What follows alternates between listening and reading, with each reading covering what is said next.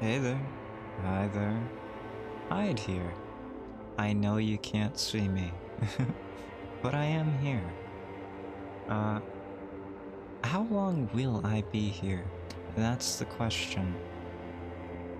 Odds are I'll just be the puppet master behind the scenes. So, you probably won't be seeing me tonight. Do apologize for that. If you were hoping to see old Edward Hyde, you're not gonna. I think things will make a lot more sense, or a lot less sense, depending on whether or not you're familiar with this game, when it begins. Yeah. The way I see it, things are going to get a little bit strange tonight. And I don't want anyone to worry. Art imitates life, but life can also imitate art. So do be aware that what you are about to see is nothing more than a performance. Now, the best actors out there can take a performance and relate it to their own lives, use their own lives to sort of, I don't know, give context to a performance to make it more believable. That's exactly what we're going to do tonight, to the best of my abilities. I figure that's pretty much what you all deserve. After all, it is my 1-year anniversary stream, and yeah. I think there's been quite a lot that has happened over this last year. Odds are I won't be able to have a candid talk like this once the stream starts proper. So... Oh, you caught it. Welcome, Pafu. Oh, and welcome, Wintercraft, as well. You were here earlier. Yeah, I probably won't be able to talk as Hyde when this starts. Fair warning, right? So this is my only opportunity, except maybe at the end of the stream, depending on how long I go. This will be a special event kind of thing. It's going to be slightly different from my usual content. And remember, it's only a performance. A performance that I have been working on tirelessly for over a month now. I have driven myself into the Disco Elysium, into the depths of it, you know? I have made sure to listen to disco almost every day for at least an hour.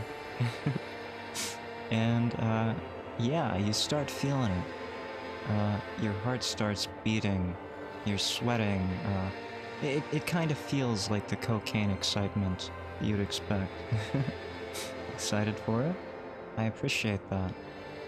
This is going to be slightly different from my usual streams though, Pafu.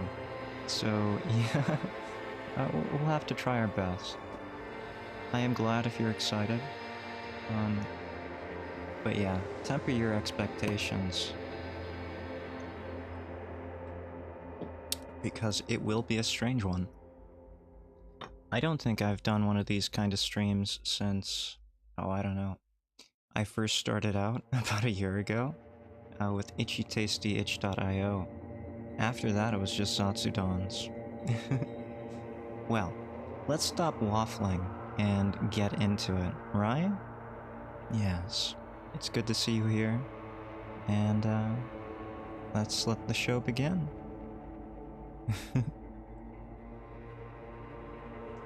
There is nothing, only warm primordial blackness. Your conscious ferments in it, no larger than a single grain of malt. You don't have to do anything anymore.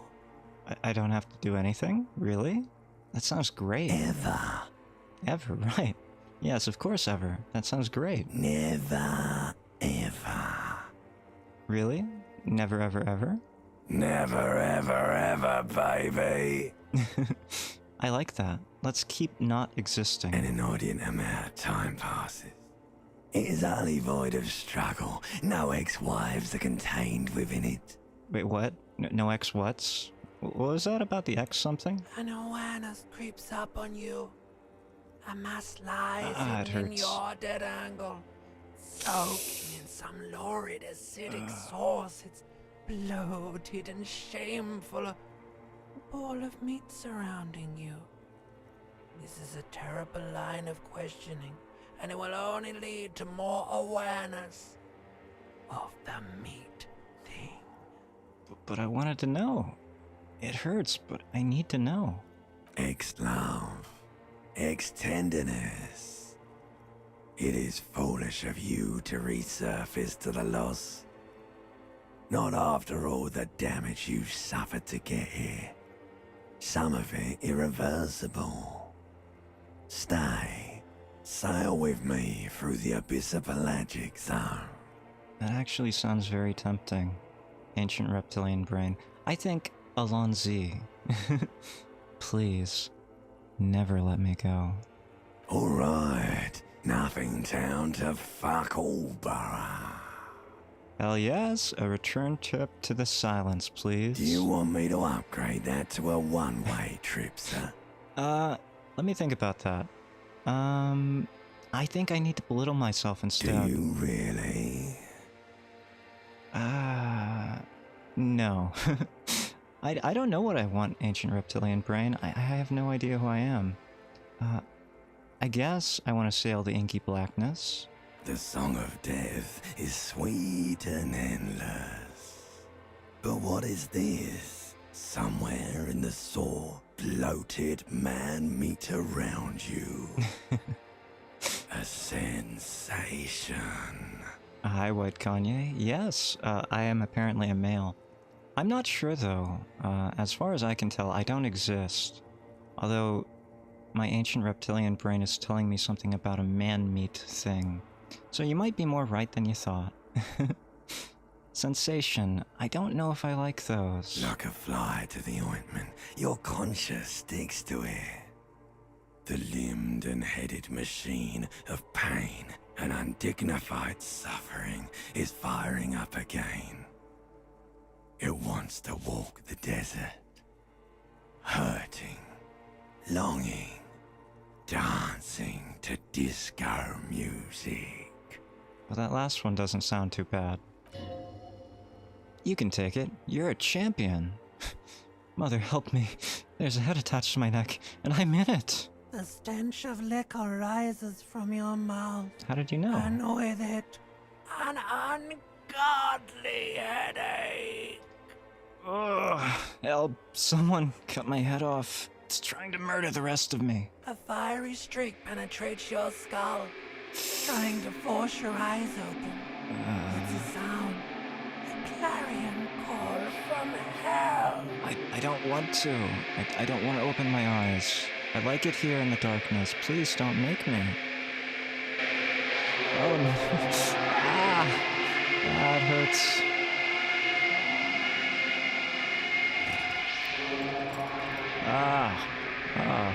Existence is pain. Oh, what have I been doing? I've been here before, I'm sure. What? Pants? Sure. Perception. You hear a jingle. Keys are clinking in the pocket of your flare-cut pants. Fish them out. It says whirling in rags on the aluminum key ring. There's a single key on the ring. The number 1 is etched onto it. It should open the door. Wait. What door? What am I? Why am I wearing pants? I was not wearing pants. Magnum-sized bottle of Commodore Red is empty. Tell you what, I feel really drawn to this tie. Ceiling fan. This fan has 2 chain pull switches. One ends in a tiny fan, the other in a light bulb. A truly horrific necktie has somehow attached itself to one of the blades. I don't know, like horrific might be going too far. It's really appealing to my senses. Oof. Ooh. or has been consigned there as punishment. You feel as though this creature is your friend and wants to reattach itself to your neck, so that you may continue your adventures together in this strange world. Pull on the light? No. Pull on the fan? The blades come squeaking to a halt. It should be easy to reach the tie now. Savoir faire. I have a certain je ne sais quoi about things here. Yes, let's see if we can grab that tie. Perfect! You swoop up and catch the tie. Snap! It's released from the blade. Warning, warning, the neck tie is no longer contained. Did we throw it up there as a containment? Like, are we trying to hide that tie from ourselves? What you have in your hand is a fantastically colorful tie. See, the ceiling fan knows what's up. It's a very appealing tie, with 4 or 5 different patterns. The knot reminds you of a noose. Oh. Oh, that's probably not good. Am I wearing the tie? Yeah, I'm wearing the tie. Fantastic. What do we have here? Some kind of tape deck? Reel-to-reel tape player is still on. Rolling empty. Someone had a party here last night. And I don't know who. But they broke my window. Can you believe it? Can I not see the window? Broken window. The window stands broken in its frame. Cold wind blows in. Ooh. Look out the window. The morning light hurts your eyes, as it typically does. You know, I'm never awake in the mornings, right? I'm a creature that awakens during the evening hours.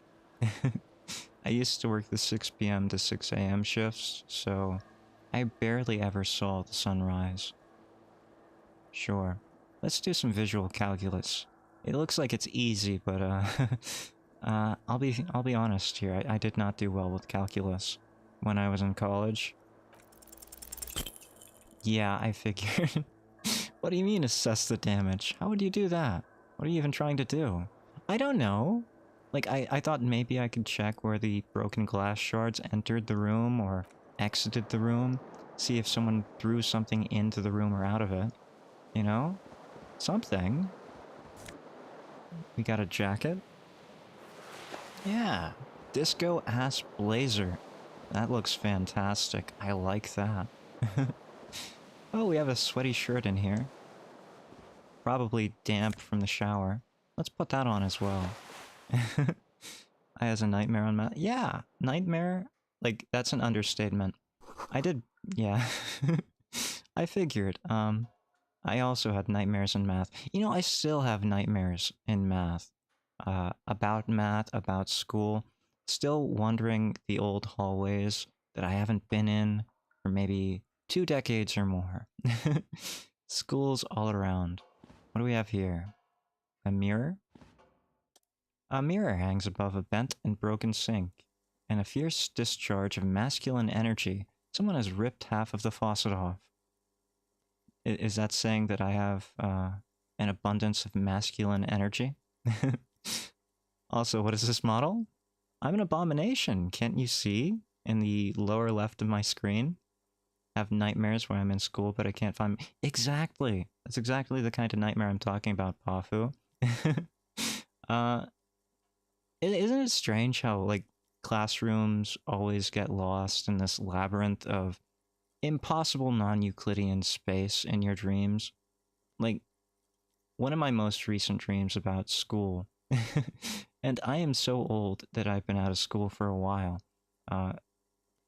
the architecture became something medieval, with stone brick masonry, like gigantic stones, and I just got lost in an actual labyrinth.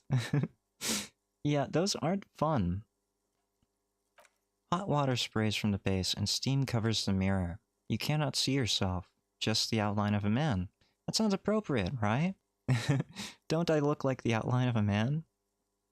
Just the abomination of a man, really.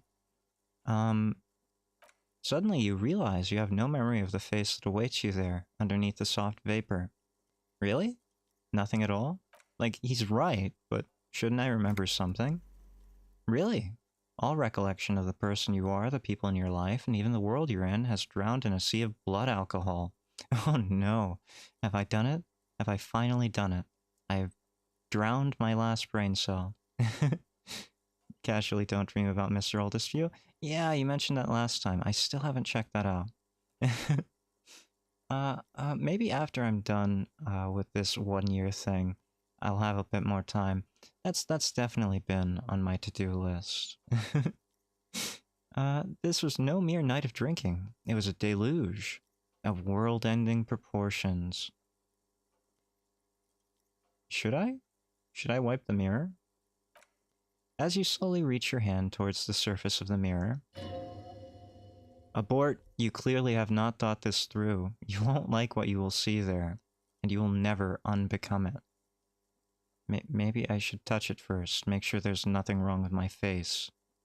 You guys would tell me if there's something wrong with my face, right? It looks normal to you. I have this vague feeling about how it looks, and I'm pretty sure it looks fine.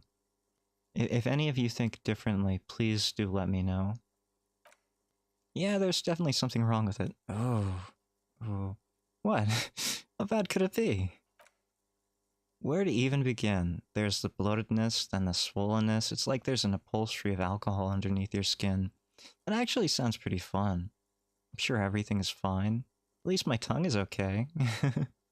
I'm scared. I want to stop doing this. At least my tongue's okay, right? Definitely shapely? That's nice. I think that's a compliment. It's not. Your tongue's swollen and snail-like, wriggling between your fingers. Ugh. What about my nose? Your nose feels like a balloon in the middle of your face. It hurts when you honk it. Honk, honk. Yeah, it does kind of hurt. Doesn't appear to be particularly small nose. Oh, ouch. You don't have to be so rude about it. Not with all the drinks it's absorbed for you. Ah, that's where my second liver's at. I'll give you one piece of advice that my father gave me. Be the kind of man, or in your case, if you're a woman, be the kind of woman, or in your case, if you're an abomination like me, be the kind of abomination that can look itself in the mirror every day. That's how you know you're living a good life, right? Like, success is not measured necessarily in values such as dollars or respect. If it were, well, you know. But no, everybody can use the mirror test, right? If you can look yourself in the eyes every morning, you can't have been too bad. You can't have screwed up too much. So, am I the kind of man that would be scared of what I have done? Or am I the kind of man who has lived a decent enough life that I can at least look myself in the mirror? I think I've done an okay job. I may have made some mistakes, but I think I'm okay. Wipe that mirror down. Behold! Man, that's a good face. Yeah, isn't he handsome? Like, he would be handsome if, you know, he took a little bit more care of himself. He kind of looks like a jolly Santa Claus. You have no idea who this thing is, do you? Young Santa Claus? Dear Lord help me, what is this? Of course I do, it's, some kind of superstar? I think I'm a superstar. This is definitely the face of a late-stage alcoholic. Too late? You clearly have rigor mortis on your face. Or wait, is that an expression? Are you trying to make an expression with that face? Why? I'm not making it. The face is making it itself. I have no idea why it's there. It just is. You know, I kind of like the expression. It makes him seem jolly. Please stop. It's horrible. You're scaring yourself. No, I like it. You can't, can you? It's like, it's not even voluntary anymore. You've worn that grin onto your face, and now it won't come off. I could get rid of it if I wanted to. What does it even mean? What is the emotion you're trying to convey? Superstardom? No. God, I don't know. It's indescribable. Looks suggestive. I'm afraid it's meant for the ladies. I am insinuating that I'm vaguely sympathetic. I think I'm sort of pulling it off, too, in a sad has-been kind of way. There's some kind of charm to it. It's an expression of pain. Would accept a drink from this man, right? Right? He's not bad. It's not terrible. Oh, wow. Okay. You are correct. It is pain. Dig deep into your mind to locate the source of the expression. Attempt to stop the expression. I don't want either of these. I kind of just like it being there. Let's try though. Very low. Dig deep for the source. We passed a 3% success rate. Fantastic. It belongs in the third decade of the current century. Enough time had passed from the failure of revolution that for a fleeting moment, free market economy seemed like the ultimate uncontested way of life for our species. What are you trying to tell me? It's a look of capitalism? Things were good. It was smooth sailing. People made gold and champagne-tinted interiors and facades to suit the times, calling this the new style. But more importantly, disco happened. Darn right it did. For Raphael, your city, that meant only one thing. Elysium les millions. That sounds vaguely French. I don't do French. I don't think I'm French. Out of the dazzling swirl of disco music, in an open air, boîte de nuit? Someone French out there could probably tell me what that means. Somewhere in Raphael West, Guillaume's blonde mane appeared on the screen. He sang some bullshit. Then he made the expression. So I adopted it? Why? Everyone loved it. Maybe you thought some of the stardust would rub off on you. Maybe it did. Either way, it's all gone now. Only the grimace remains. What do you mean a grimace? How long ago was the new? Some 20-odd years. There's a vast ocean of time between right now and the expression. Looking good on you, or anyone.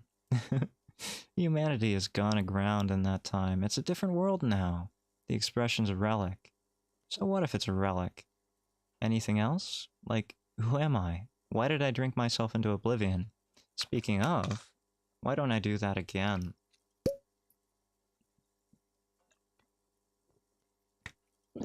Ah, yeah, that's the good stuff.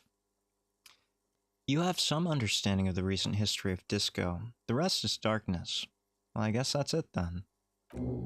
It doesn't have to be. You can swoon over Guillaume and his champagne cork smile whenever you want to. Maybe some of the stardust will return. I don't really want to get rid of this expression. If I am the late-stage alcoholic that the mirror is telling me that I am, then the odds are this jolly facade is the only thing keeping me and the pain that I am feeling from seeing one another. So let's keep it up. Let the mirror be for now. Yeah. Alright. I think I feel okay. I'm dressed. You know what? We should probably quick save. Just to confirm, right? While we're here, we should probably check out what our clothing is doing for us, right? Always make sure your clothing is working for you. You see right here? That's 1 to electrochemistry, but -1 to savoir-faire, and that's no good. So we're gonna remove those pants. We don't need those pants. Hey Vortis, good to see you. Nice to have you here. Oh, there's a shoe. I don't want to forget my shoe. It's green. Yeah, it's nice being here. I don't remember who I am. I don't remember how I got here. I don't even remember how to get out. I feel like my head's killing me, and there's a vague pain in my chest. At all times. But I think I'm fine. I'm walking around, right? Yeah. Let's go see what happened to the window outside. Happy 1 year. Thank you, Wintercraft. It's... Ooh. Thought bubble. Smell of the sea makes you dizzy. I don't remember living by the sea. Ooh. Thought bubble. Gust of briny wind washes over you. That's great. There's our other shoe. Let's see if we can, put that on. Yeah, we have them on. Great. Or is that just one shoe? Did I not pick up the shoe? I didn't pick up the shoe. Can you believe that? Take it. Secret task complete. Find your other shoe. Gained experience 10. There they both are. 2 identical shoes, both copiously green and indiscriminately snakeskin, reunited on your feet. How do they fit? Good. They're balanced. Comfy. Feels like the only good thing about you right now, truth be told. I'm glad I have something nice going on, you know? If I didn't have anything nice at all going on, I'd just be a pantsless hobo. And that would be kinda sad. Thankfully, I don't have pants. And I have a room. So I can't be a hobo. What do we have here? Something on the table? Yeah, I know there's something on the table. How about you look at it? Money! Fantastic, we get free money. Hello, officer. Well, hello, miss. Who are you? The young woman raises a cigarette to her lips. Klasha, Miss Aronhe Disco Dancer. The young woman, okay. Officer, am I military personnel? No. She seems perplexed by your question. There's only one solution to this. You're a businessman. Am I? Am I a businessman? Wait, I know. I am a businessman. Chief Executive Officer, right?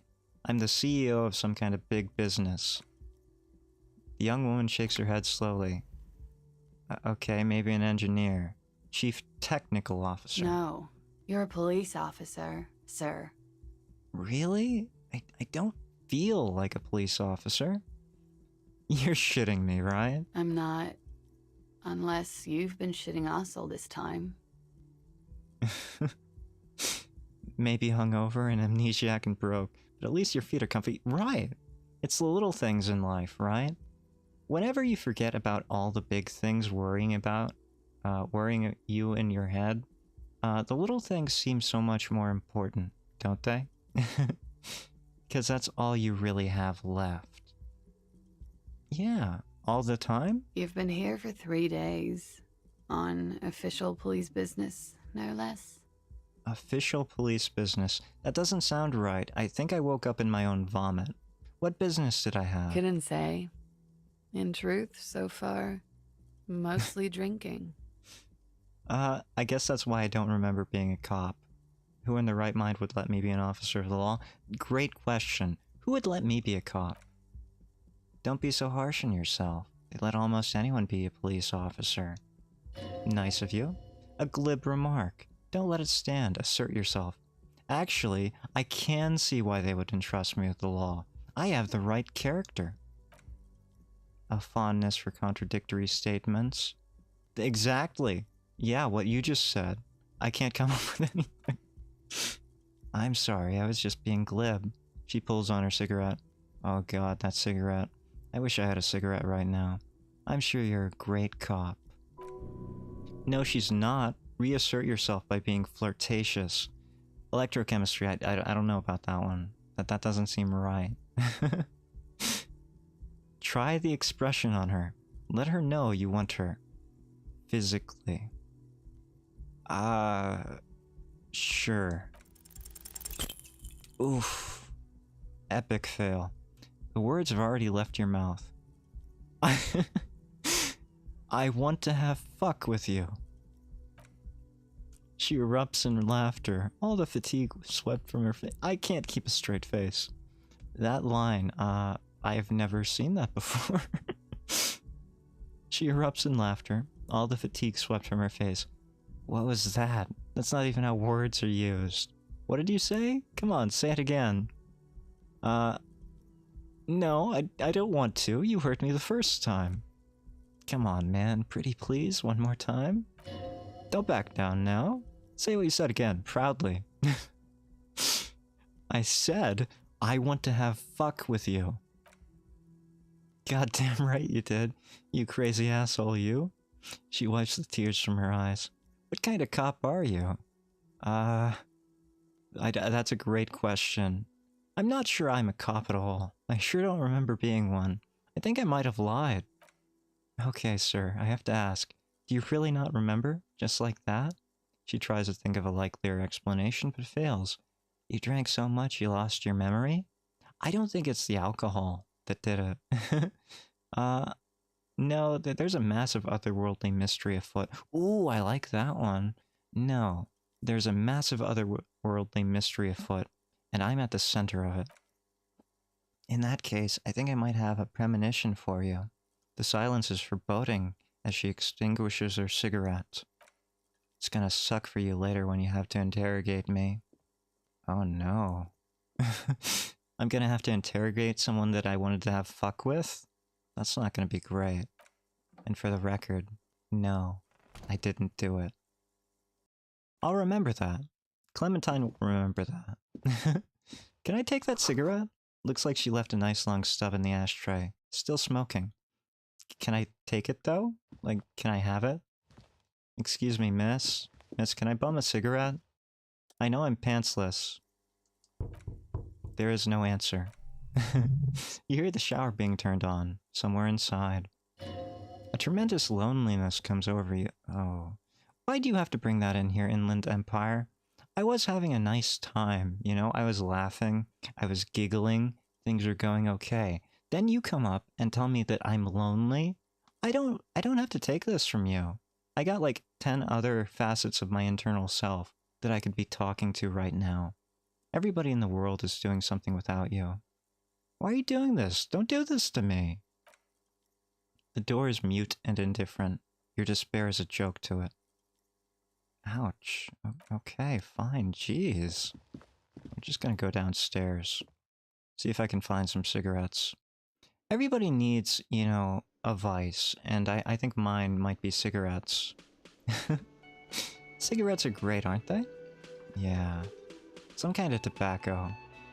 This place has seen better days. I like the mosaic, tiling, but that's about it, really. Who are you? Are you a bartender? Gart, the cafeteria manager. A man in his late 20s stands behind the counter, inspecting a stuffed seabird. As you approach, he gives you a sideways glance, then looks down again. That was disdain in his eyes. Even now he's purposefully ignoring you. Vice was wanting... No. It's not wanting to F with the ladies, it's wanting to have fuck with the ladies. There's a difference, Pafu. I don't think that's my vice, though. I think it's just the expression got onto my face, and then I had to play with it, you know? I had to go that route. I don't know who I am. I'm very... Everything's in flux. And that's very close to, you know, the same word. Something tells me you don't like me. Oh no, you're a hero. A real hero cop. So I am a cop. So not only am I a cop, but I'm also a hero. What did I do, Gart? Yes, you are. A real decorated hero. Yeah, exactly. What did I do? What did you not do? First you took the body down. Then you solved the murder. Then you didn't trash my hostel room. Maybe you even negotiated the strike. Now, hold on. I know my hostel room is trashed. So I'm guessing that I didn't do any of those things. You're right. You didn't. And it's only taken you 3 days not to. What have I been doing all this time? No, I haven't seen you around. I'm not always here. Really? He looks down again and keeps plucking at the bird. Look at the stuffed bird then. A competent work of taxidermy, the white and brown seabird lies among piles of coasters and drying mugs. One of its wings broken. The man is trying to mend it. Looks like the bird was ripped off the shield that was used to mount it, most likely on a wall. Something about it makes you feel bitter. Do I not like birds? I might not like birds. I'll tell you what, I really hate seagulls. Like seagulls, I had a bad experience as a kid on vacation at a beach with a boardwalk. And that's about all I'm going to say about the location. But they sold French fries, and I always felt paranoid that seagulls would come down for my French fries. They would always be like flying ahead, just trying to get things out of the garbage. I always thought they would swoop down and steal like my French fries. That was very traumatizing as a kid. Nothing's worse as a kid than having your French fries stolen. What happened to the bird, by the way? Look, your buddy is over there. Rats of the sky? Absolutely. They like to live in garbage and they reproduce like rabbits. So maybe they're more like rabbits of the sky. Got bitten by a zebra. How did you even get close to a zebra? Like, zebras are very dangerous animals, Wintercraft. That's an interesting story. I saw wallabies at a zoo once, and they were allowed to just roam about. They seemed frightening. I don't know how you got close to a zebra, but that sounds awful. He looks at the doors where a man in a bomber jacket is tapping his foot on the floor. Why don't you go and talk to him, okay? No, I'm a cop, and I'll talk to whomever I please. And look at that, I used whomever correctly. He pretends not to hear you, concentrating on the bird instead. Yeah, I wanted to know, are you the bartender? No, I'm not the bartender. I'm the cafeteria manager. You definitely look like a bartender. That period of my life is over. Not everyone who stands behind a counter is a bartender, okay? I'm the cafeteria manager. Jeez, man, obviously you have some hang-ups over being a bartender. I guess understood. Mm-hmm. Okay, fine. I'll leave. Jeez. Allowed to feed them and they can roam around? Oh, yeah. I want to do like the movie scene? What movie scene are you talking about that had zebras biting people, Wintercraft? Now, we could talk to this man who's apparently our buddy, but I kind of want to talk to this lady. She seems interesting. Hello, sweetie. Hello. You shouldn't keep your colleague waiting. She nods towards the man in the orange bomber jacket. I didn't want to talk to him, ma'am. I wanted to talk to you. Patting a horse moment. I don't know what movie you're talking about. Horses are scary. Like, they're very big, and they have very big eyes. I do not like them. I do not like them. Alright, buddy. What's your name? When I was like a toddler? That's even worse, because they're even bigger in comparison. What is your name, sir? A bespectacled man in an orange bomber jacket is tapping his foot on the floor. Looks like he's waiting for someone. Me. As you approach, he narrows his eyes and extends his hand in greeting. If an assault were launched on this building right now, if the windows came crashing down and the whole world descended upon you, this man would hurl himself in death's way to save you. You're sure of this? But why? Well, if he's going to do that for me, shake his hand first and foremost. Hello. I'm Kim Kitsuragi, Lieutenant, Precinct 57. You must be from the 41st. I'm from the 41st what? Yeah? Yeah, I bet it was very terrifying, having, essentially a small horse biting you. Yeah, scared about feeding a zebra. Like, I know horses and zebras and donkeys and mules, they will play bite. They will chew on just about anything without necessarily biting too hard into it. But that'd still be terrifying, especially to a toddler. You have my sympathies. That's much, much scarier than seagulls. You realize he is waiting for your name. Oh, you're not going to get it from me, buddy. I don't think I know it. This is your chance to come up with a really good name for yourself. Get creative. Conceptualize. Oof. If Inland Empire is telling me to do it, I guess I have to. Invent a name. Great! Great success. Concentration makes you squint your eyes. Your name should be deep gold and orange like a forest fire looming on the horizon, but mixed with the stench of liquor rising from your breath. You're 2 steps closer to it. There's still many to go. It's not yet time, Kim. It's not yet time. Is rodent fever a real thing? He processes the information, then disregards it.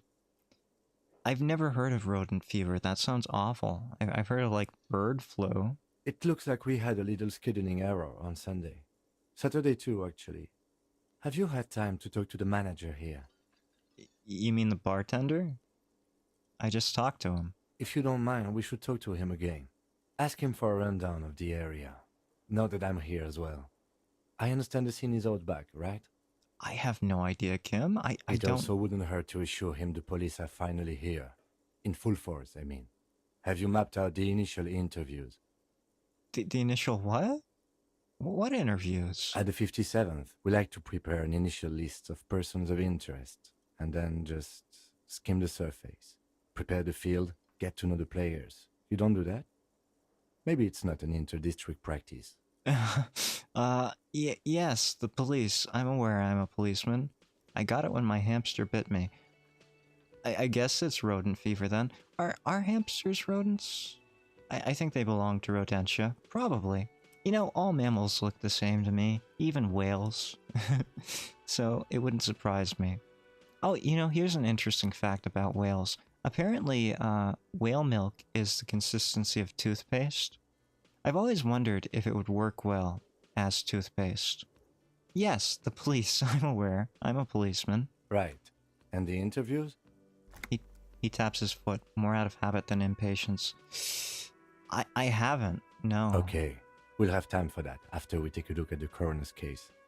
Yes, the coroner. Have you removed the dead body from the tree? Dead body? Mm-hmm. Dead body? Mm-hmm. Dead body? Mm-hmm. I don't know anything about dead bodies. No. So, the body is still in the tree. What do you mean it's in a tree? This is the first time you detect a weariness in the lieutenant's voice. It is obvious he would have preferred for the body to no longer be in the tree. Where it has been hanging for 7 days straight. We should go there as soon as we are done talking to the owner. About that, what if I told you I'm not really a police officer? We all feel that way sometimes. There's no such thing as a police officer. I'm afraid what remains is that there is a dead body in the tree. Someone has to figure out who put it there. If we don't, no one else will. But first we have to take it down, he concludes. Yeah, but... like karma because that's a good... Oh, yeah, Yeah, you don't want to shake hamsters. Don't shake hamsters, don't shake babies. Keep it to shake and bake chicken. Mm-hmm. Oh. Bad police work? Damn. I don't even know if I am a police officer. Like, hold on a second. Let's make sure that I am a police officer. How can you be so sure, Kim? How can you be sure? Why don't I have detective's pants? The detective's pants were cramping my style. They were adding a +1 or a -1 modifier to my charisma. And I'm all about charisma. Mm-hmm. I was sent here to meet a detective from Precinct 41. You have the insignia of the Citizens Militia on your sleeve and on your back. He points to your jacket. How do you know I didn't steal this jacket? I suppose you could be impersonating him. Exactly. That's exactly right, Kim. Maybe I am impersonating him. You could have gotten the insignia from the black market, or forged it. But for now, I'm going to set those possibilities aside. I'm not from the Inspectorate General. The what? Internal Affairs, and I'm not them. I'm from Criminal Investigation. Now, you said something about insignia. These white rectangles? Yes. But they're just white rectangles. They're not just white rectangles. They bear a halogen watermark with the letters RCM and a pattern resembling the street grid of Revachol West. I would ask you to step into the headlights of my motor carriage, but again, it's none of my concern. I just need you to do your job. But shouldn't I have a badge or something? Or maybe something like a gun? You mean you don't have your badge? No, hold on, should I be honest with him? Like, this guy, he would jump into a burning building for me. I can't lie to him. I didn't have it when I woke up. Losing your identification card is a serious matter. My vehicle has a shortwave. You can use it to report your badge missing. I would advise you to locate it as quickly as possible, but getting the body down should still take precedence. Alright, come on now. If he hasn't said anything about your lack of pants, no one will. You're only hurting yourself by not wearing them. I told you, I'm doing a charisma build. I don't know what that means. My life tells me not to wear them. But I can't remember anything, Kim. I can see you drank last night and the night before, he says after a moment of silence. and that you are still drunk now. No, I'm getting there, though. Hmm. Yeah, that was necessary. Yeah, I'm getting there, though. He says after a moment of silence. But I have seen officers go through worse, much worse. Worse than me? Like, the mirror was not kind to me, Kim. The mirror told me that I was a very late-stage alcoholic. If you need something for your headache, there's a general store nearby. But as I said, the dead body should be our #1 concern. You know what my #1 concern right now, Kim, is? It's cigarettes. I have not had a smoke, and I need one. Yeah, painkiller would be good about now. This thing is pulsating with discomfort. What are we supposed to do again? No, I know what we're supposed to do. After you, officer. Lieutenant Kitsuragi is now available in your party. You can talk to him whenever by interacting with him. That's great. Now can we talk to the nice lady? She called me Han. Hello, lady. Hello, sweetie. The elderly woman turns to you with a smile. Hello, ma'am. You're a cryptozoologist's wife? That's quite a mouthful. Wait, who's sweetie? Does that mean you like me? You're a handsome man, officer, with your mustache and your chiseled jaw and that silly dimple on your chin. You're much nicer than my mirror was. But dear, you're not for me. I'm too old and too married besides. Ah, married. Always the way of it. Hi, Diana. Nice to see you. Good to see you here. Thank you for making it. Yeah, we're not ending anytime soon. I don't think. We just got into it. In another time and place, she might have flirted back, but that ship sailed long ago. You must forgive me. I'm getting so scatterbrained. I completely forgot to introduce myself. She slaps herself on the forehead. I'm Lena. My husband Morel and I are staying with our friend Gary just down the street, but I come here for tea when they're away. Her eyes glitter over the rims of her glasses as she looks up, smiling. This Lena is wacky enough for the motley crew. Hire her on the spot. You seem to be in a... No. No. How do you like to... No! That's even worse. I don't know if you've noticed, but I don't know where I am. Or what I'm doing. Or anything. Yes, officer, you look rather dazed, like a stunned fox. But surely things can't be that bad. Her eyes follow your movements with some concern. They are that bad. In fact, they are worse, I can assure you. She won't judge you, no matter what you say. I can tell I'm not wearing pants after all. I drank so hard I forgot literally everything. I hope you're right. I hope it's not too bad. I drank so hard I forgot literally everything. Oh my, she takes a moment to process. You know where we are, right? Of a war zone at the edge of the world? Like, this place looks awful. It does still look like that in some parts of the city, doesn't it? Ladies love pantsless? I don't know if they do. Like, unfortunately, she is in a wheelchair, so she is getting an eyeful. She is at the imperfect height for that kind of thing.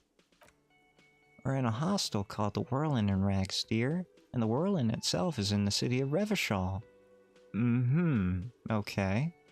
All I know is that Revachol used to be really cool, and how do I know that? Honestly, I don't know diddly squat about Revachol. What kind of place is this? How would I even begin to tell you? Her gray eyes widen. Revachol is the most beautiful city in the world. We're fortunate to be here, you and I. I haven't seen very many other cities personally, but everyone says so. Revachol is a rare jewel. The city used to rule the world. It has seen better days. There's a pause as she studies your expression. You must look quite lost. I really am. She called us sweetie despite her eyeful. She called us sweetie because of the eyeful. Or perfect, depending on what's... yes, Diana. Some people might enjoy the eyeful. Apparently, despite what the mirror told me earlier, I am a handsome man. So I will take that. Yeah. Speaking of history, you know what year it is? Yes? No, I actually didn't. All I know is we are approaching the end times. Perhaps, dear, perhaps. But for now, it's just the spring of 51. She is perturbed by your not knowing what year it is, but not by your mention of the apocalypse. It must be the end times. Thank you, Linland Empire, that's correct. Lieutenant studies you, rubbing his chin. What's wrong, Kim? I'm beginning to suspect... I'm beginning to suspect that you might indeed be completely adrift in this reality, thinks the Lieutenant. How can it be that bad? Never mind, we're in this now. Thank you, Kim. Thank you for joining my party. I can tell you that this is taxing for you, so I'll just ask one more question. What regime are we living under? What mode of government? No, it's definitely not a democracy. Dictatorship's possible. Our leaders are fierce? No. We're governed by the intelligent machines? No. Oh, I like this one. Radios are being used to control people's minds and distort our perception of reality, concealing our true masters, foreigners and women. Oh no, nothing like that, dear. Revachol is a zone of control led by an alliance of foreign powers called the Coalition. Are there women in that coalition? Do they use radios? We have almost no government of our own, and certainly no matriarchy. That's a shame. She's trying to avoid the foreigner's part. This is because she's a woman. She may be like... You know what, Endurance? Thank you. I would not have thought about that. If there's no government, how come there are cops? That's true. How come there are cops? Oh dear, this is troubling. You really ought to know that, being one yourself. That's what they tell me, but I don't believe it. Oh god, the nationalists... Come on, I got bait and switched with the radio controlling. I thought it would be a simple conspiracy answer, and I didn't read far enough. But I went with it. I had to keep going. That's what we call improv in the business. We love our self-hating misogynist. You know what? You can leave the misogynist out. Like, he's just self-hating. He's accidentally misogynistic. He comes from different times, you know? Like, here we are in the end times, and I'm just from, like, before the end times. So, you know, I'm just a relic. Cut me a little slack. There aren't any cops in Revachol, not in the traditional sense. The status of law enforcement has been in a complicated matter since the revolution. You're right, this is in the 50s? That's right, 51. And yet we have disco. You know, I didn't know what disco was until I started listening to disco for an hour a day for the last month and a half. Apparently, like, a lot of funk songs that I thought were funk are actually disco. Go figure. But we should stop for today, sweetie. You look like you need a break. Besides, I'm not the best person to explain the big things to anyone. She's scared now. She realized you really are brain damaged. How could she tell? So, how did I do? Yeah, how did I do? You didn't do too well, dear. It does look like you're having trouble remembering things. History and places, remembering reality in a word. It's very odd. Yeah, I drink and I black out sometimes. A sigh. The lieutenant buries his nose in his notebook. Hey Kim, can I have one of those notebook thingies? I think I need one. But maybe a fresh set of eyes is what the world needs. And while I'm no doctor, such bouts of amnesia are often temporary, so I wouldn't worry too much. Well, it's not your brain that's having a problem, Lena. It's mine. Maybe I should worry more. She means this sincerely. Oh, I feel bad then. I'm sorry, I take that back, Lena. Worrying won't do you any good. Okay, that's fine. Who could tell me more? Someone more educated in sweeping matters. Maybe you should ask. She turns to the lieutenant. Ooh, Kim? No. He looks away. I'm not an encyclopedia. I won't be a guide either. I'm a detective. You're no fun, Kim. Like, you're a great person, but you're no fun. Of course, she turns to you. Then I don't know, someone rich maybe? Wealthy people are educated. I don't know where you would find a wealthy person in Martinez. I am not asking about her chair. I've got to get going now. Leave. Of course, dear. Good luck with your case. She gives you a small wave. I immediately feel better. having talked to her. There's nothing better about that. That interaction was exactly what I needed. What do we have here? A bottle of rum has been knocked over. Beautiful dark liquid is spilling out. That's a waste of rum. You there, sir. A man is sleeping at the table wearing mud-caked boots and rolled-down overalls. The back of his shirt reads Wild Pines, encircled by a logo with a tree. You some kind of lumberjack? On the counter, rolled out of his open hand, you see a blister pack of headache medicine. Hey, isn't that what I needed? What is this, Lieutenant? No idea. Looks like he works for Wild Pines, the logistics company who owns and operates the harbor. Why is he sleeping here during the day? Possibly because there's a strike going on in the harbor. There's not much to do aside from drinking and sleeping. I hope he doesn't mind if I take up his pills here. We needed those, right? The man does not mind. See? See, he didn't mind. You probably need them more than he does. At least until he wakes up. You've just picked up some magnesium. This item is stored in the bottom left corner of the screen above your character portrait. Yeah, okay, sure. Fantastic. I'll remember that. Probably not. Let's see if we can wake him. No! You gently shake his shoulder, but nothing happens. This man could probably sleep soundly in a ship's engine room. That's great. I wish I could sleep that soundly. I haven't slept that soundly in a very long time. Excuse me, bartender. I'd like to talk to you again. The man with the unimpressive beard notices you. Does he have a beard? I thought that was just like, you know, shading. Notices you approaching. He drops the ledger he was holding and turns to the lieutenant. Mr. Same? Gard, Exactly, right? He doesn't look like he has a beard. You run this place. I thought he was the bartender, Kim. Yes. He responds tersely. I am Kim Kitsuragi from Precinct 57. This is an inter-district investigation, so joining me from Precinct 41... He looks to you, realizing he still doesn't know your name. The Harbinger of Ruin. What is gold and orange like a forest fire, but smells like liquor? I'm currently in between names. Don't worry about Fantastic. me. Going to sleep? Oh, thank you for stopping by, Pafu. I hope you enjoy your rest. Thank you for the congratulations and the well-wishing. Yes, have a good night, Pafu. It's like when you've left your band, but you haven't decided on a solo artist name yet. Kim's about to say something, so let's let him take the lead here. Right. Now, I know it took us a while to arrive at the scene. It also took you a while to call us and report the dead body. It was you who placed the call, yes? No, I only just got here. It was probably Sylvie who called you. Sylvie. She usually works the bar here. I'm only temporarily taking over her duties. Hold on a second, Gart. Gart, if you are taking over Sylvie's duties and Sylvie works the bar, then are you not yourself a bartender? Do you have her number? As a matter of fact, I do. He looks behind a pile of coasters, finds a slip of paper, and hands it to the lieutenant. You said you just got here. From where? Are you a local?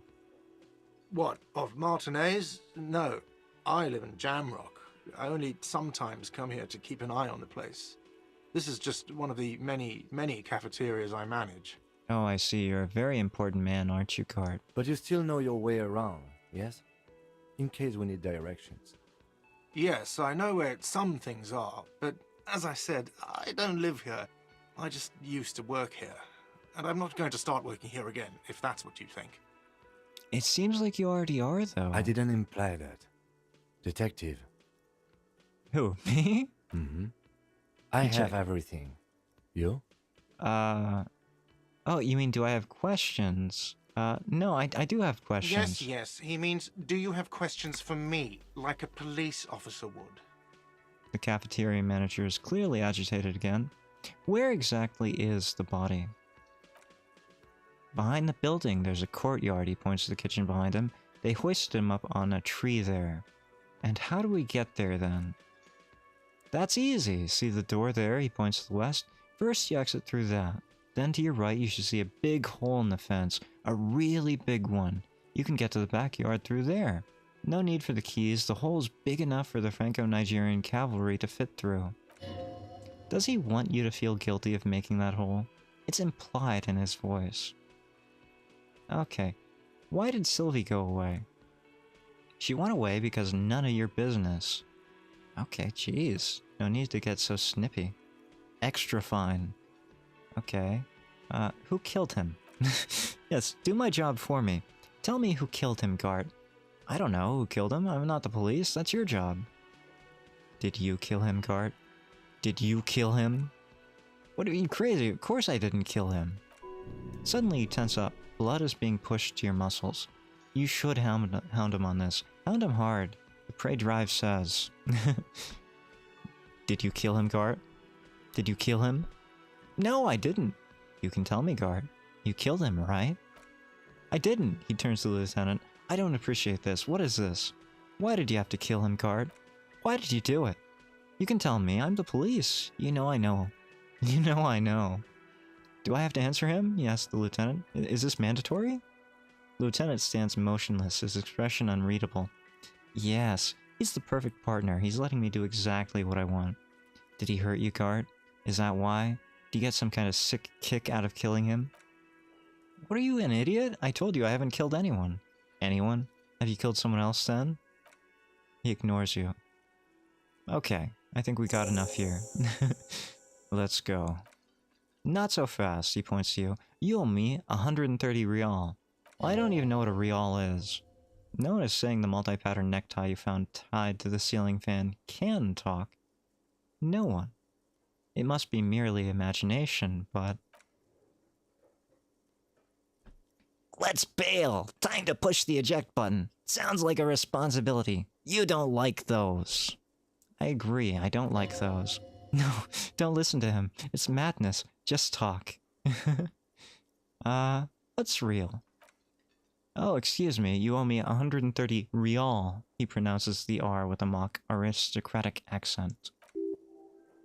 The IIR, or Inter-Isolary Real, is the global reserve currency. Whatever part of the world you're in right now, it's safe to assume he means you owe him some money. By real, do you mean some form of street cred? No, you don't owe me street cred, you owe me money. You owe this establishment 130 real.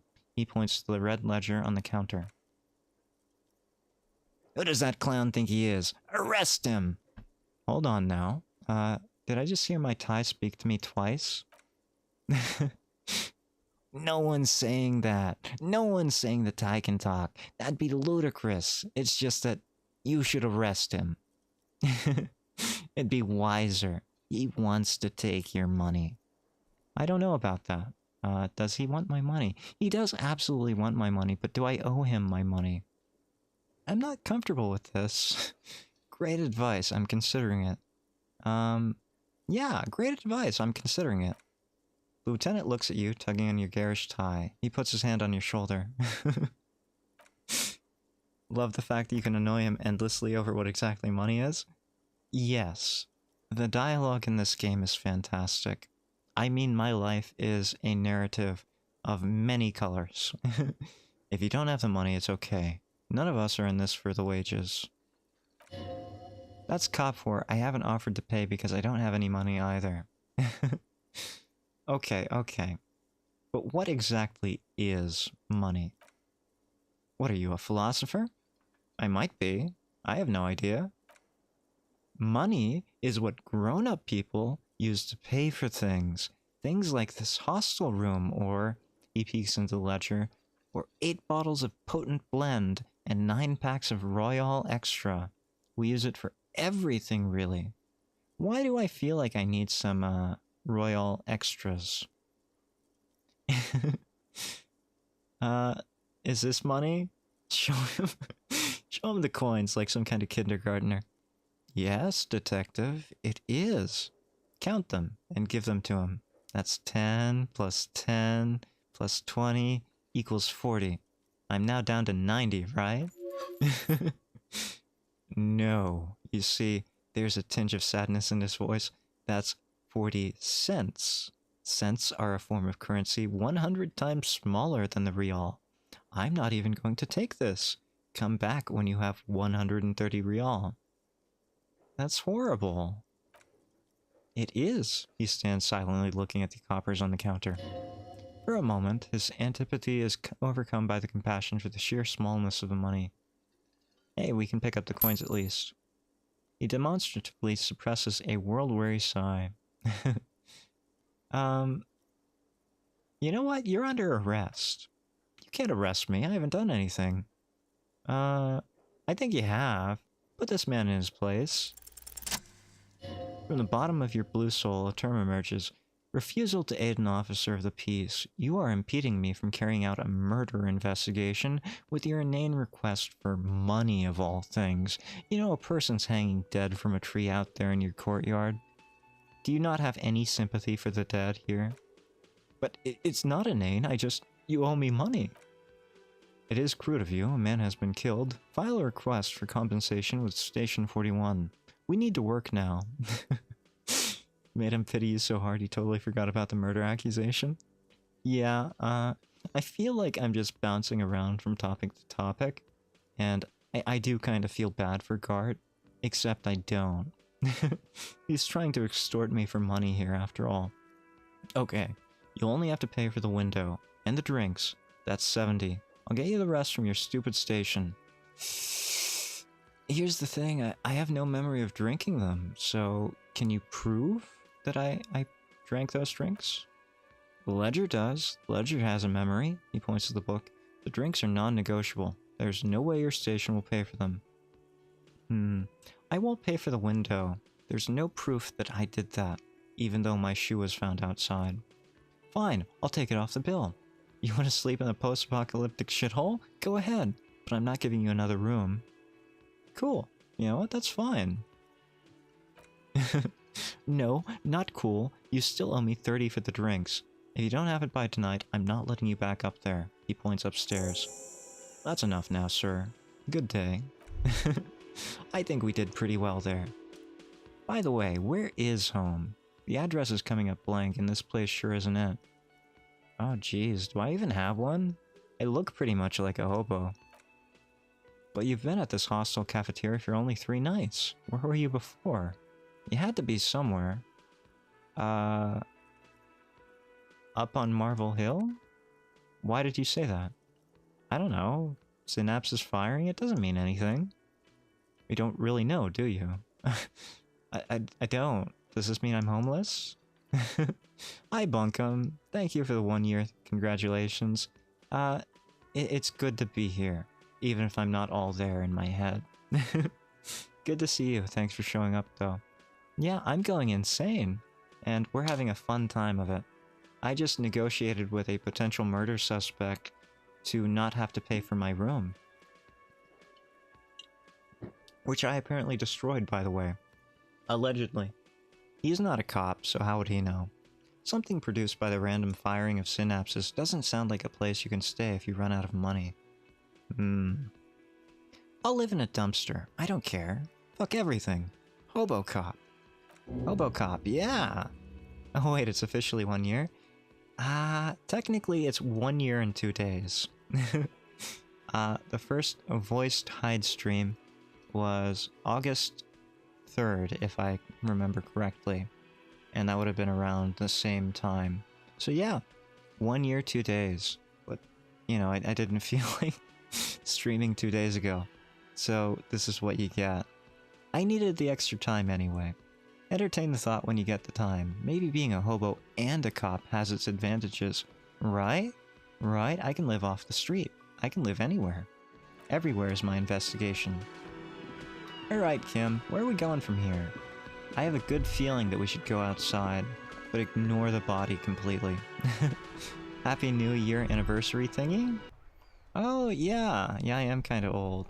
Thank you, Diana. It is officially a year and 2 days. All around you, rain falls on the great city of Revachol. Rain drips from the eaves and floods the gutters, washing the filth away. Am I the filth? The spring thaw must be here. The snow is melting. What am I doing?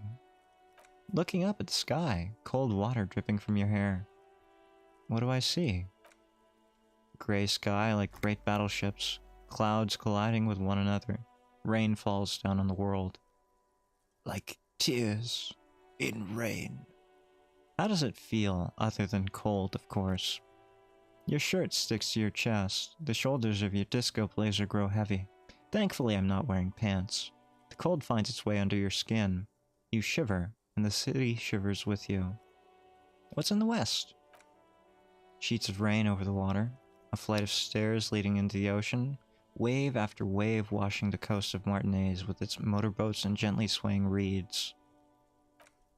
The ruins of a half-sunken sea fort crumble on an inlet. Beyond the Bay of Revachol, ghosts rise into the sky. Let's ask the ghosts. Maybe they have a new idea to share with me. Who are you, ghosts? The skyscrapers of La Delta, the financial district. Faint golden light seeps from the office windows. So they're occupied. Will you ever go there? Will I? No, you're just one of the hundreds of thousands who watch them rise across the bay from Martinez every day. What's down the shore?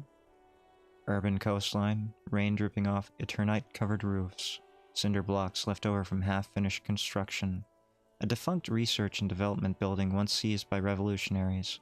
An old wooden church stands on stilts above the water. And beyond that, Coal City. End of all lines. Run your fingers through your dampened hair. I hope it's not dampened with sweat. I hope it's the rain dampening my hair. I feel awfully sweaty. Like, I don't know. Something seems off about my chest. Your hair is an oily... See, I was hoping it was rain, but no, it's oil. Your hair is an oily mess flecked with ash from neighboring coal plants. Smokestacks rise somewhere in the distance. Tell me about the east, then. The great gates of the industrial harbor are locked. A chill runs down your back. You shudder like an animal trying to shake water from its hide. Clench your teeth to stop the shuddering. That doesn't work, you know? When you're out in the cold, letting yourself shake and shudder actually increases your body temperature. So do that. Behind the gates, heaps of supply crates, red and blue metal shipping containers slick with rain. The Greater Revachol Industrial Harbor is an artificial mountain range. Immense wealth resides within, and immeasurable poverty in its shadow. And before that? You, on a Martinez plaza, a small dot looking up at the sky. Droplets form on your eyelashes. And beyond that?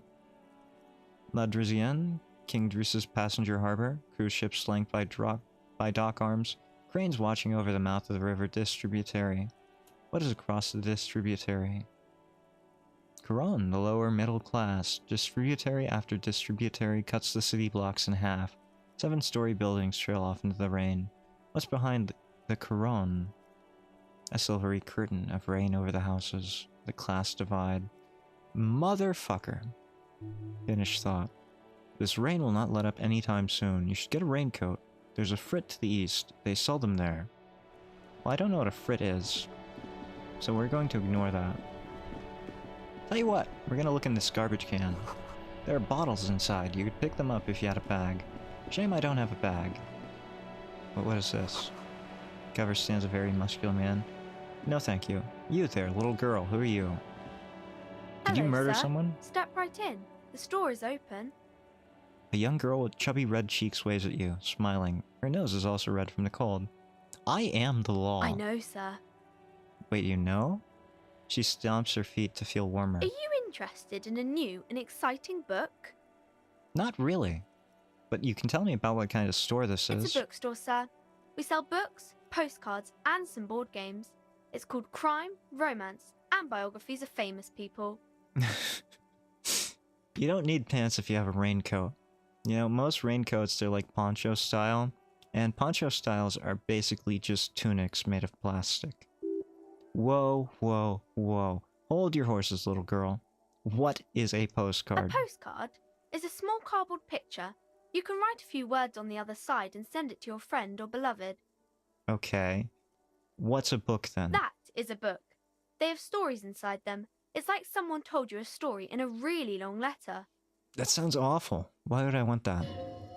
She's unfazed by your questions. She would consider it impolite to point out any perceived weirdness, like the fact that I'm not wearing pants. What's a board game? Board games are like little games on a table, made to pass the time. There are several different ones, but sailors here mostly buy cards. I see. Thank you. My pleasure. Anything else you'd like to know? Yes. I would like to ask you some more questions. Okay, sir. I'll try to answer any questions you have. I hope they're about books. They're not. I can assure you my questions are not about books. Who are you?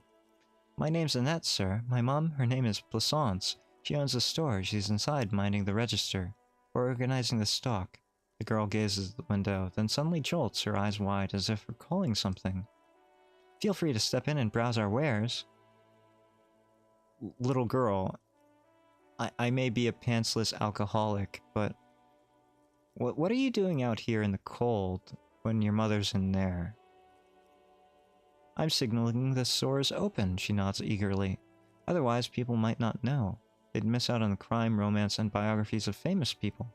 A sudden gush of wind turns the pages of the books on the counters. She covers her face, smiling, but she's cold.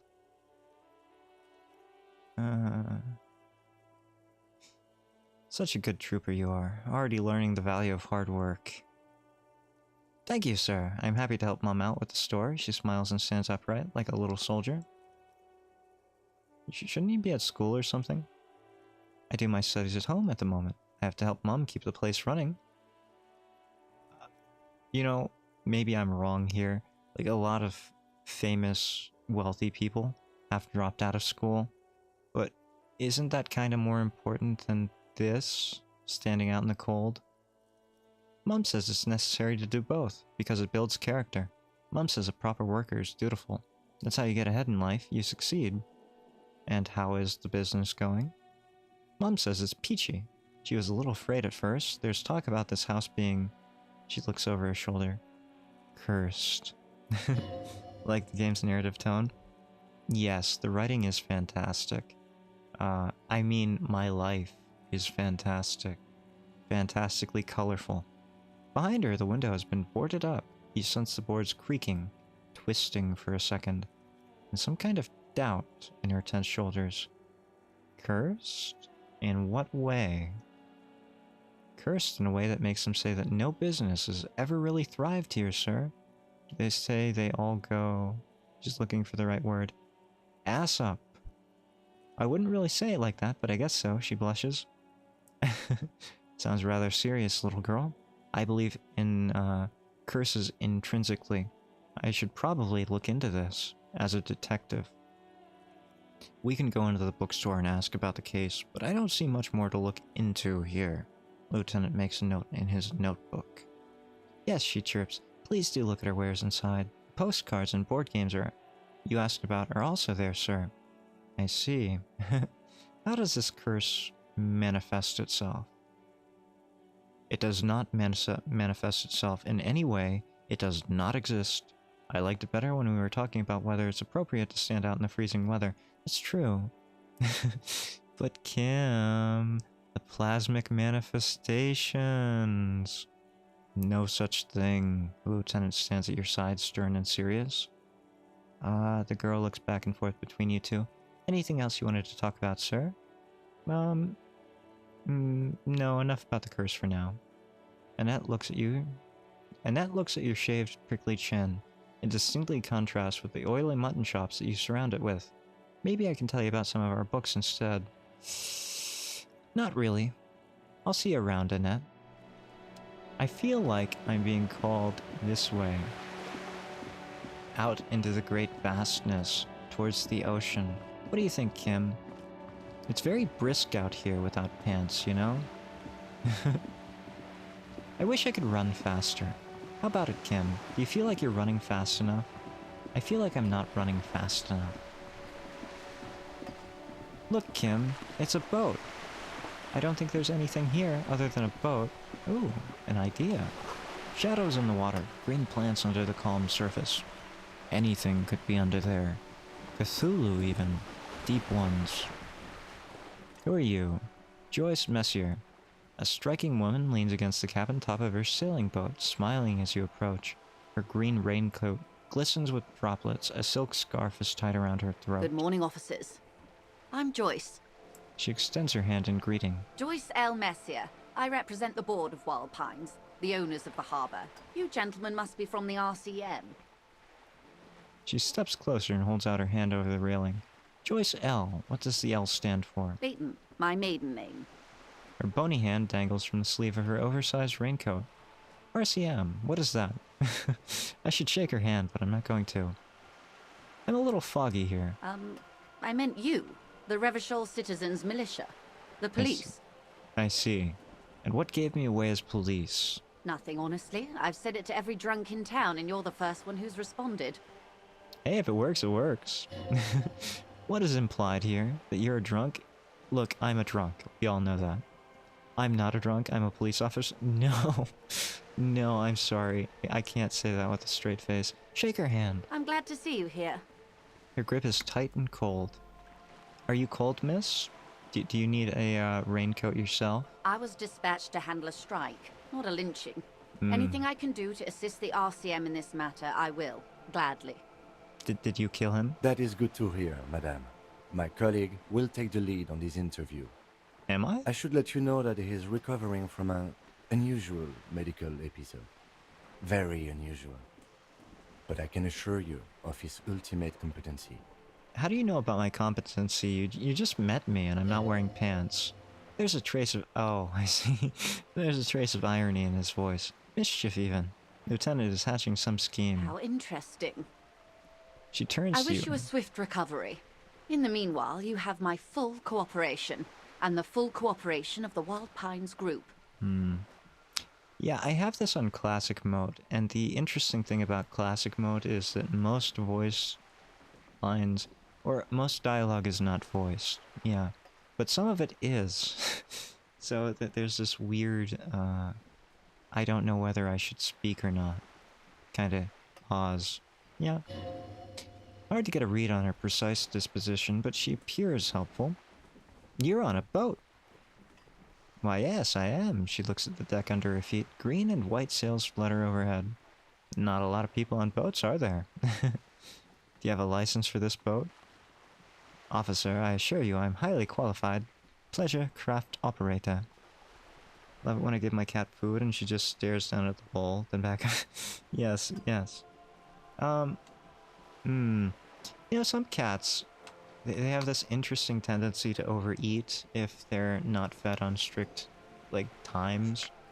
They will just gorge, or not, gorge, that's the word. Some cats will just gorge on whatever their little faces find. So yeah, I can understand that. Giving them diet food. Like, my cats, my cats have always been fed, very high-grade anti-hairball food. Not that it matters with my current cat.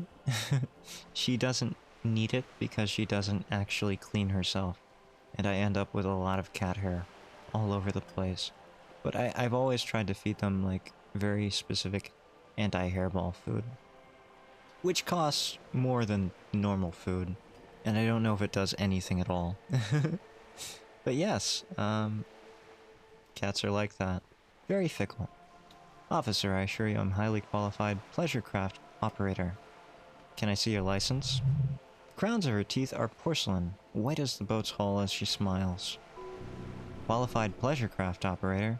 So charming. Where's the exactly, where's the damn license? Show me your damn license. Yeah, Kate. Oh, okay, I see. Oops. I just renewed its safety inspection last month, officers. It is completely seaworthy. In fact, it's taken part in not one but two insolent regattas, even finished once. Ah, kidney disease and diabetes. Oof. That's a tough one with cats. I think the sad thing about cats is that they are domestic animals at this point. Half of them are feral, but a lot of them are just domesticated. So they have a lot of diseases of domestication where they have to have really specific diets. So I understand that. I've been through that.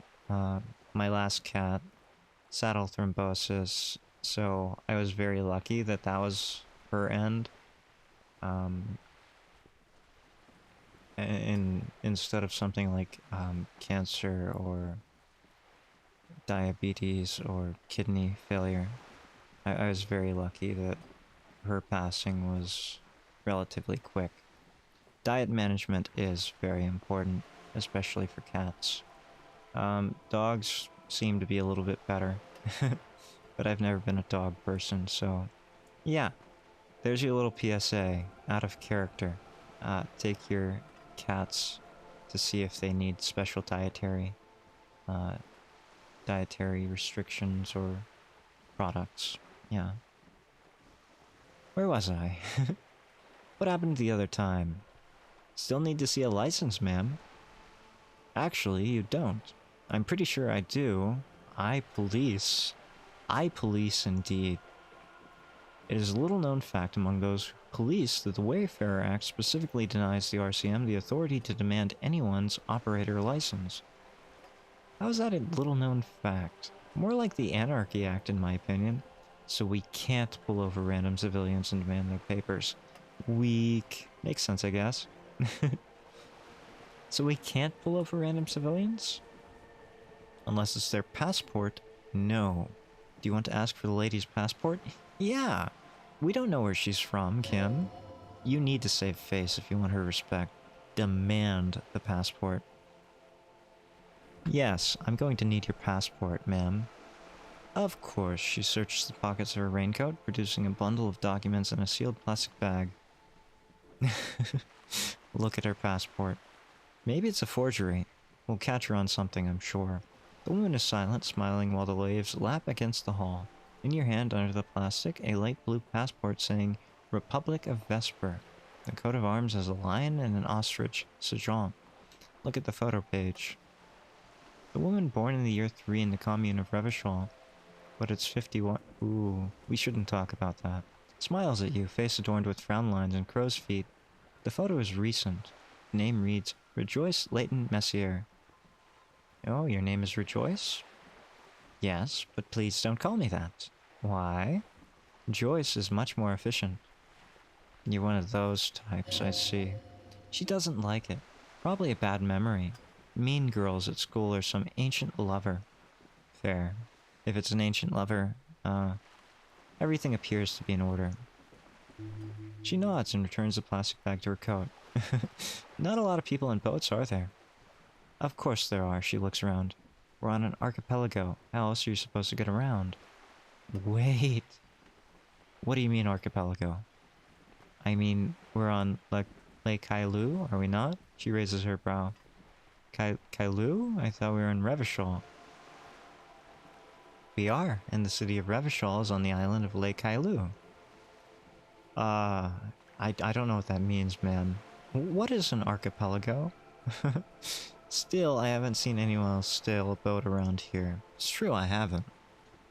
You are the first boat salesperson that I've seen. Not that you're selling boats. Haven't seen anyone else drive a souped-up Capri Kanema motor carriage either. Ooh, what's a Kanema? Actually, the lieutenant becomes defensive. That motor carriage has been specially issued to serve as a patrol and pursuit vehicle. Oh, she knows about your car. Is that what this is, Kim? It's for crossing long distances in the greater Revachol Industrial Harbor. It's not a toy. Neither is this. The woman passed the cabin hardtop. A toy, I mean. It's a machine for crossing long distances in the Bay of Revachol, between the city and the islands. She's having a good... I am stumbling over my words here. She's having a good time arguing against the law. Too good, perhaps. Does that have a name, that boat? The boat? No, it is called Corday Late 19 because that's the type of sloop it is. The word it. Wait, what? The word it feels strange. Such a beautiful boat deserves a proper name. A breeze ripples through the sails and tugs at your hair. Below, the sleek fish-like shape of the hull parts the water. Beneath that, a resounding darkness. You're reminded of something, or someone. Cool. But your boat really needs a name, lady. In fact, I'm gonna have to fine you if you don't give your boat a name. Okay, how about Cordelate 19? Why? She taps on the side of the boat. It makes a hollow sound. Because it was manufactured in Revachol East by a company called Cordelate, and its hull is 19 paces long. How about the sleek fish? Oh. Oh, should we talk about X somethings? How about Dolores? Why Dolores? I don't know. Feels pretty?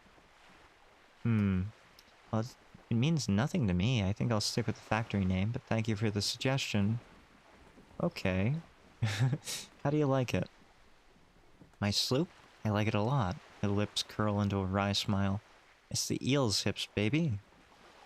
I'm enjoying this part of the interview. It has so little to do with the murder we're investigating. I really do, the lieutenant thinks. Is she thrown off yet? He looks at the woman assessing her. I think I have a handle on the boat thing. Good. She takes a sip of her thermal cup. Let's talk about, the Wild Pines. What do you do for the Wild Pines? What we do, I'm afraid I don't speak for Wild Pines as a whole, is a giant undertaking. Fine, fair enough. What do they do? The Pines' core competency is logistics, container shipping, freight, that sort of thing. She points to the small dots on the horizon. See those airships there, blinking? Those are the shipping side of things. Then, to the east, toward the harbor, and that is the terminal, another subdivision deals with energy, oil and gas exploration, offshore platforms.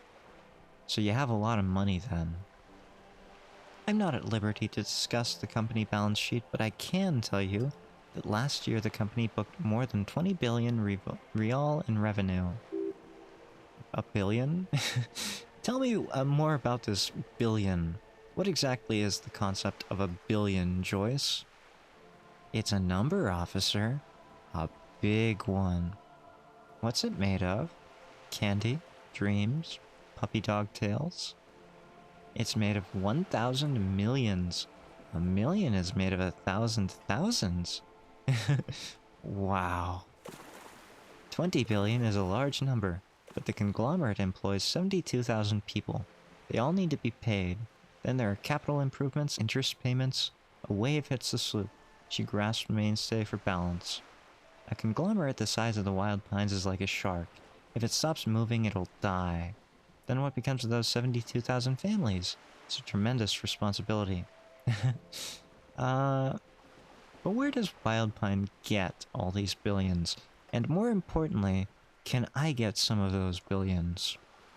They started as an exploration and cargo fleet conducting trade between the Samoan and Insulindian Isles 250 years ago, when Pines' ships explored the South Seminese and charted Lomanthang on behalf of the suzerain. That sounds like a bunch of word salad to me, Joyce. Are any of those actual words? Centuries of care, deliberation, and madness have gone into this endeavor. Vessels pass through the great unrest to re-emerge with apricots in tow. The logic of the system is totalizing. It's taken everything from its employees to build it.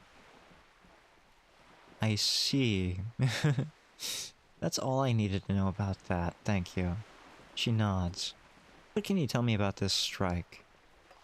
Everything, she smiles, right up to, but not including, trade secrets. Okay, but why not? What if I want to hear about trade secrets? First, you'd have to repeal the Emergencies Act of Trade and Aliments. It gives me the right of silence. It's quite the octopus. I will slay an octopus. I don't like octopi. Octopi are kind of creepy. Cephalopods in general. Good luck. It's only kept in place by the vested interests of half the civilized world, including your own. What the ma'am means is that the Emergencies Act and the RCM both get their authority from the coalition government. But I am derailing us. You wanted to know about the strike. Yes, what is your role precisely? I believe the official title is Senior Labor Negotiator. In practice, I'm a grocery clerk. I relay the union's demand to the Wild Pines and return with Wild Pines' counters offers. Words. And how are the talks going? They're not. That's the problem. The union stopped all negotiations a week ago, after the awful lynching took place. Wait, hold on. The lynching took place a week ago? really neat, but you'd never eat one. They have very interesting biology. I'll give them that. That said, they are pretty delicious when cooked properly. I can understand why you'd be hesitant. Like, some people find eating intelligent animals to be a problem. Personally, I think eating intelligent animals ought to be the way to go. The more intelligent an animal is, the more delicious they should be. Yeah, that's how I feel about that. Now they won't even let me into the harbor. There's a 2.2 millimeter racist behemoth blocking the gates. I see. Tell me more about the behemoth. What can I say? The Union employs a giant covered in tattoos, she pauses. A racist giant. I guess that's part of their big tent organization now. I see. Something wrong, Diana? Is there something wrong about saying that intelligent things ought to be more delicious? I think it's perfectly natural, you know? Humans are animals. Yes we are. Yes we are, Diana. That's true. But are we intelligent animals, Diana? Are we?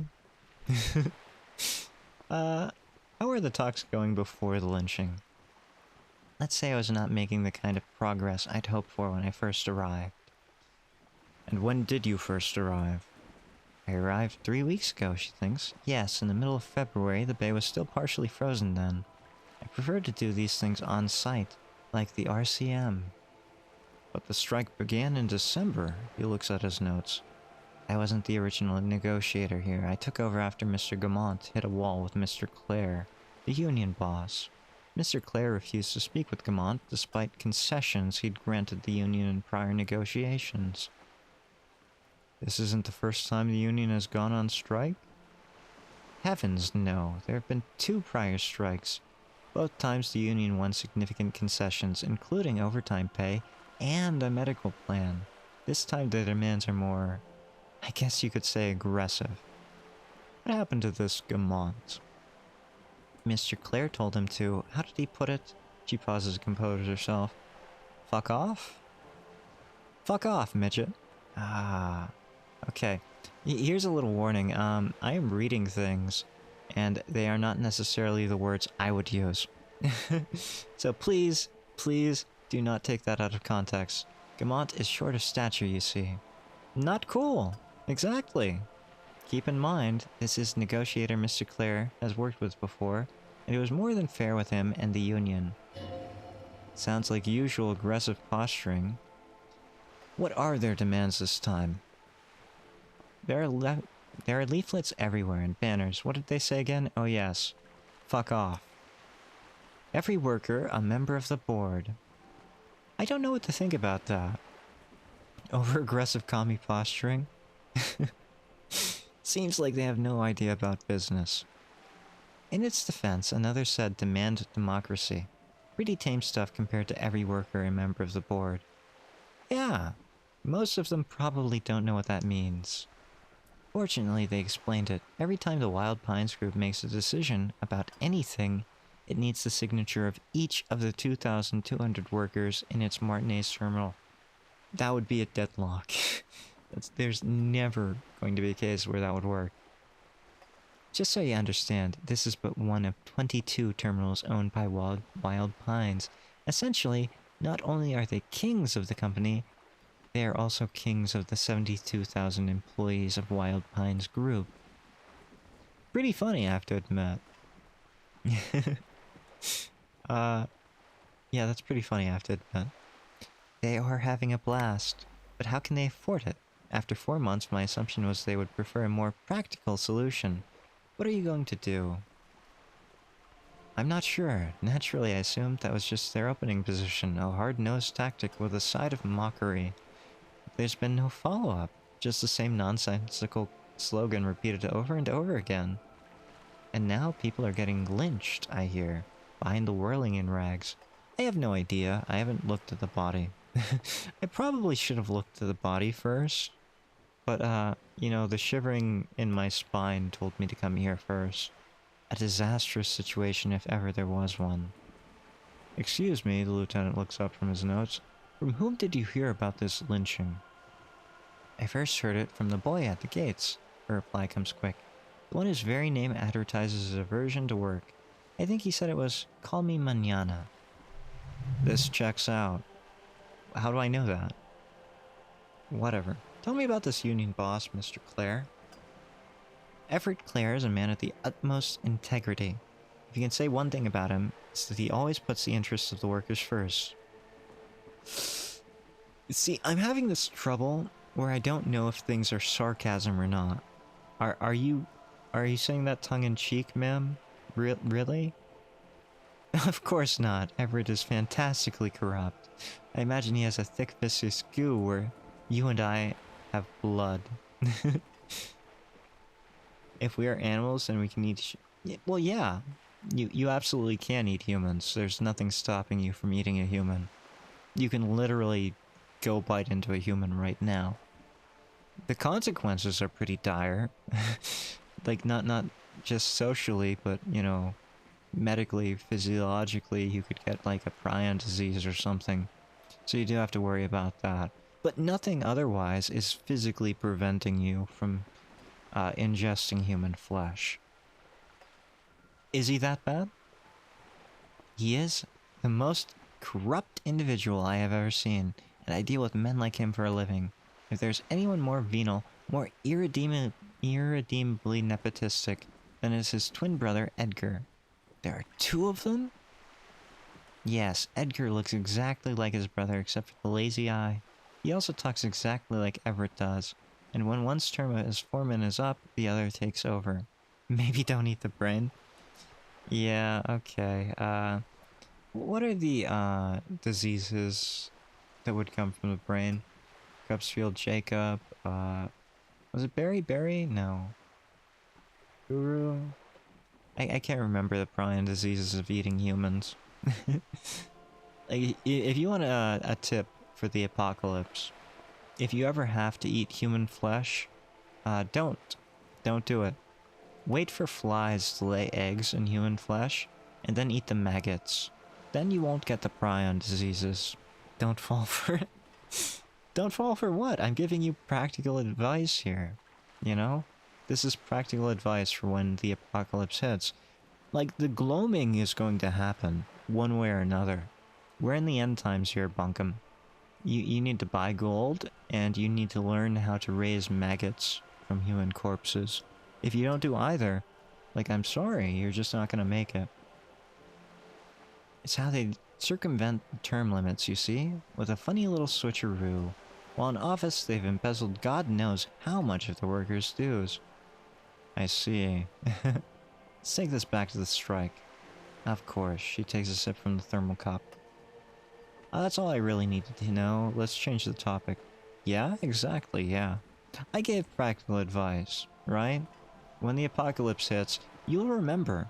You'll remember to farm maggots off of human corpses instead of eating human corpses themselves.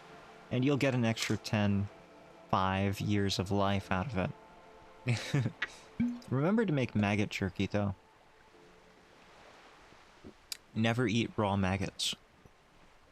They could be lousy with nematodes, and you don't want to get nematode infestations either. Not in the apocalypse. Now, Joyce, what can you tell me about the lynching? You seem pretty well connected here in Revachol.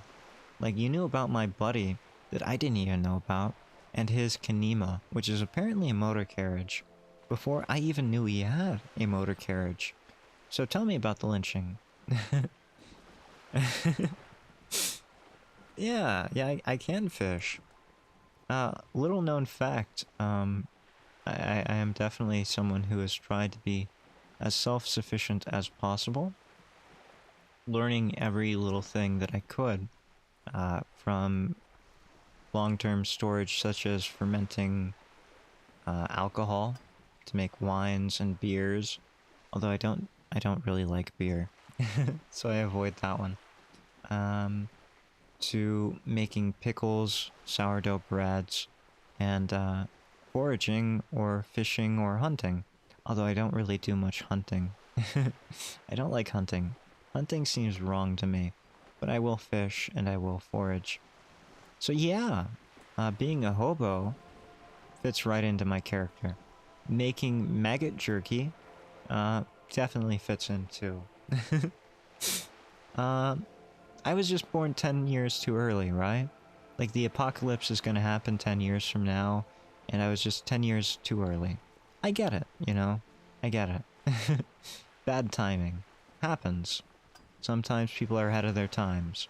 Like H.P. Lovecraft. He was ahead of his time. Yeah. Quite a few things, I'm afraid. She falls silent for a moment, contemplating something. The information I'm to share with you includes sensitive trade secrets. For the sake of my employee, I have to ask for your names and badge numbers. Ooh. It's gonna be tough, Joyce. I don't know my name, but I don't know my badge number. Of course, ma'am. We should have introduced ourselves. The lieutenant hands her a piece of blue plastic. I'm Lieutenant Kitsuragi from Precinct 57. And this is my colleague from Precinct 41. He points to you. I'm afraid he doesn't have his badge at the moment. I hope mine will suffice. How curious. She returns the lieutenant's badge and turns to you. Why is that, detective? Drinking. Alcohol. Drugs. Awkwardness washes over the conversation. The woman doesn't like this turn of events. Remember when my partner told you I'd recently suffered from an unusual medical episode? My lost badge is related to it. I see. She looks increasingly worried. So are you saying you lost your badge during the course of this episode? It's possible. I could have lost it beforehand. I could have eaten it for all I know. I don't remember anything. This world, the city, nothing. Oh dear, she sighs with compassion, sadness even. I suppose this does explain some of the more curious turns in our conversation. What are you talking about? I thought it was perfectly normal. Maggot jerkies from, you know, human corpses? What was weird about it, Joyce? As I said, ma'am, the lieutenant interjects. His techniques may be very unconventional, but he is an officer of the RCM. Of course, I sympathize, but I'm afraid I simply can't share anything more until I've seen that badge. Hang on, she's a professional Okay. Hang on, she's a professional negotiator. She should be open to some sort of mutually beneficial agreement. Words are increasingly difficult, it appears. She should be open to some sort of mutually beneficial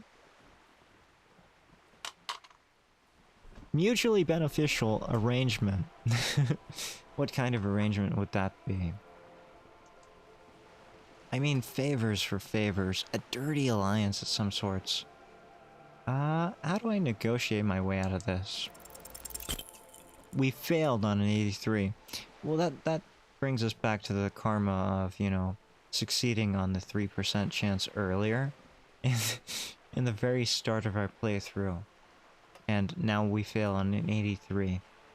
Feelings will guide the way. But madam, I need to know about this lynching. It's very important to me.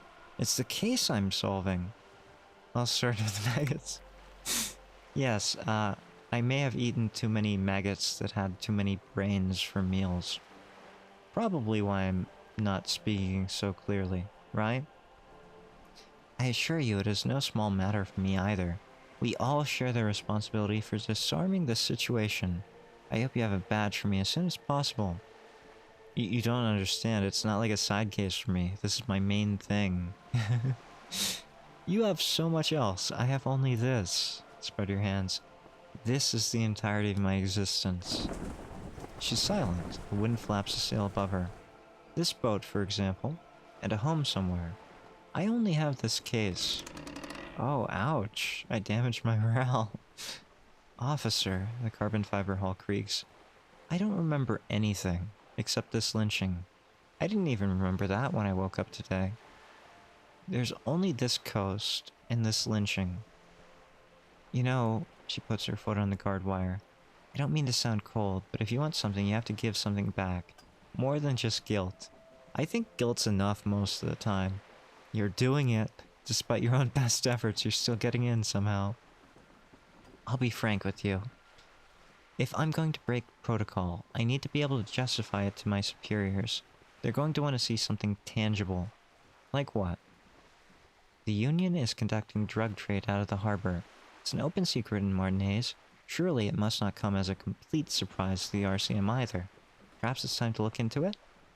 Or you could find your badge, which honestly seems like a lost cause. I have a good feeling that we're gonna see our badge sometime soon. Give it a few days, it'll turn up.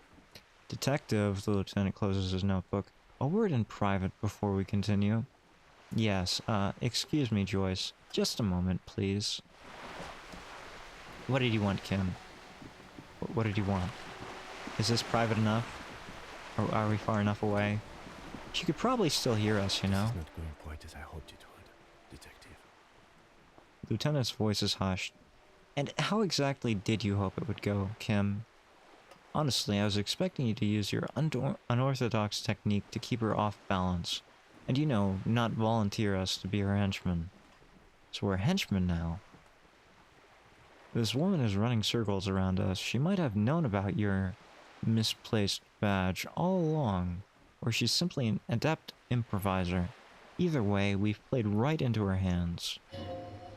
He doesn't let it show, but there's a limit to how much the consequences of your unprofessional behavior can cost the investigation. I don't think there is a limit. We can keep going. We can find a new bottom. There will always be somewhere lower we can hit. That said, I do feel bad about it. Like, Kim has been with us this entire time. He's gone along with our charades for all of it. I'm sorry for putting us in this situation. I'll handle it, Kim. I'm sure you will, Detective. What do you propose that we do? Not investigate the drug trafficking? No, if there's reasonable suspicion, we must investigate. Otherwise, she could claim we're siding with the Union, or that we're on her, or on the take. We'd never hear the end of it. Honestly, I think Hyde is the killer. I think that's a pretty good bet, Wintercraft. I think I might have killed him. I've been here for 3 days, at least. I can't remember any of them. It wouldn't surprise me at all if in a blacked out stupor I lynched a person. I think I'm strong enough for it. What I propose is we ask her, then we investigate briefly. He adjusts his glasses, but do not share the outcome of this investigation with her. We tell her it's done and demand for her information on the lynching. We could, you know, just find my badge. Jekyll's more likely? Oh, or both. You know, the thing is, Jekyll is Hyde. Jekyll is always Hyde. It would take a considerable amount of, muscle power to lynch a man, I think. Having an extra set of hands would probably help. Yeah. Although, would Hyde have an extra pair of hands if Jekyll helped? That's an interesting question. How many bodies do I have, I wonder? Oh, he nods slowly. That would be fantastic. Do we have the time? The world is large and your badge is 8 by 6 centimeters. What, when using centimeters? What? I use freedom units. We use inches and feet and yards. They make no sense to the rest of the world, Kim, but they make perfect sense to me. You could request a new one from your station, but that would literally take months. Then it's not an option, is it? Back to her. Gotta vote Hyde out? I'm not that suspicious. You don't need to boat me off the island, you You're know? back. Good. What can I help you with? I don't know. Tell me about the alleged drug trafficking. It's quite straightforward. Someone is using Terminal B to smuggle raw ingredients from the Samara Isola into Revachol with the Union's blessing. Wild Pines has suspected it for years. Ingredients for what, ma'am? Meth and dextroamphetamine, GBL, and various synthetic psychedelics. Sounds like a good time. Honestly, it might be quicker to say what you can't make from this stuff. And you want us to investigate. Yes, but you won't get anything out of Everett and the Dockworkers Union. Still, she raises her bony fingers, every chain has its weak link. Am I going to need bolt cutters for this? Unlikely, officer. I'm talking about the lorries. Once the ingredients reach Jamrock, they're distributed to a network of local manufacturers, well beyond our grasp. But in transit, they may be vulnerable. Please don't vote me out. I'm not that, suspicious. I haven't done anything. You know, I always thought that on shows like, Survivor and, Big Brother, they would vote out people who were not suspicious or not dangerous, but people who were competitive and a danger to winning the competition. So you always had to make yourself seem less significant than other competitors, right? I think that's usually how it went. You had to make yourself seem less of a threat to the sense of the competition, right? Yeah. I'm not a threat to any competition out here. I can tell you that much. I don't have a badge. I don't have pants, even. I don't even know who I am. So you don't have to vote me off. I think I'll be fine. Voting hide and Jekyll. Ah, you're so mean to me. I didn't do anything, Wintercraft. What did I do? Like, sure, I'm a threat to myself. But who am I a threat to other than myself? It's not like I'm out there winning competitions. It's not like I know who I am, you know? I don't even know what I do for a living. People tell me a cop, and I've just run with it. I woke up in a pool of my own vomit, almost completely naked, without a badge, without a gun, without anything, and people told me I was a cop.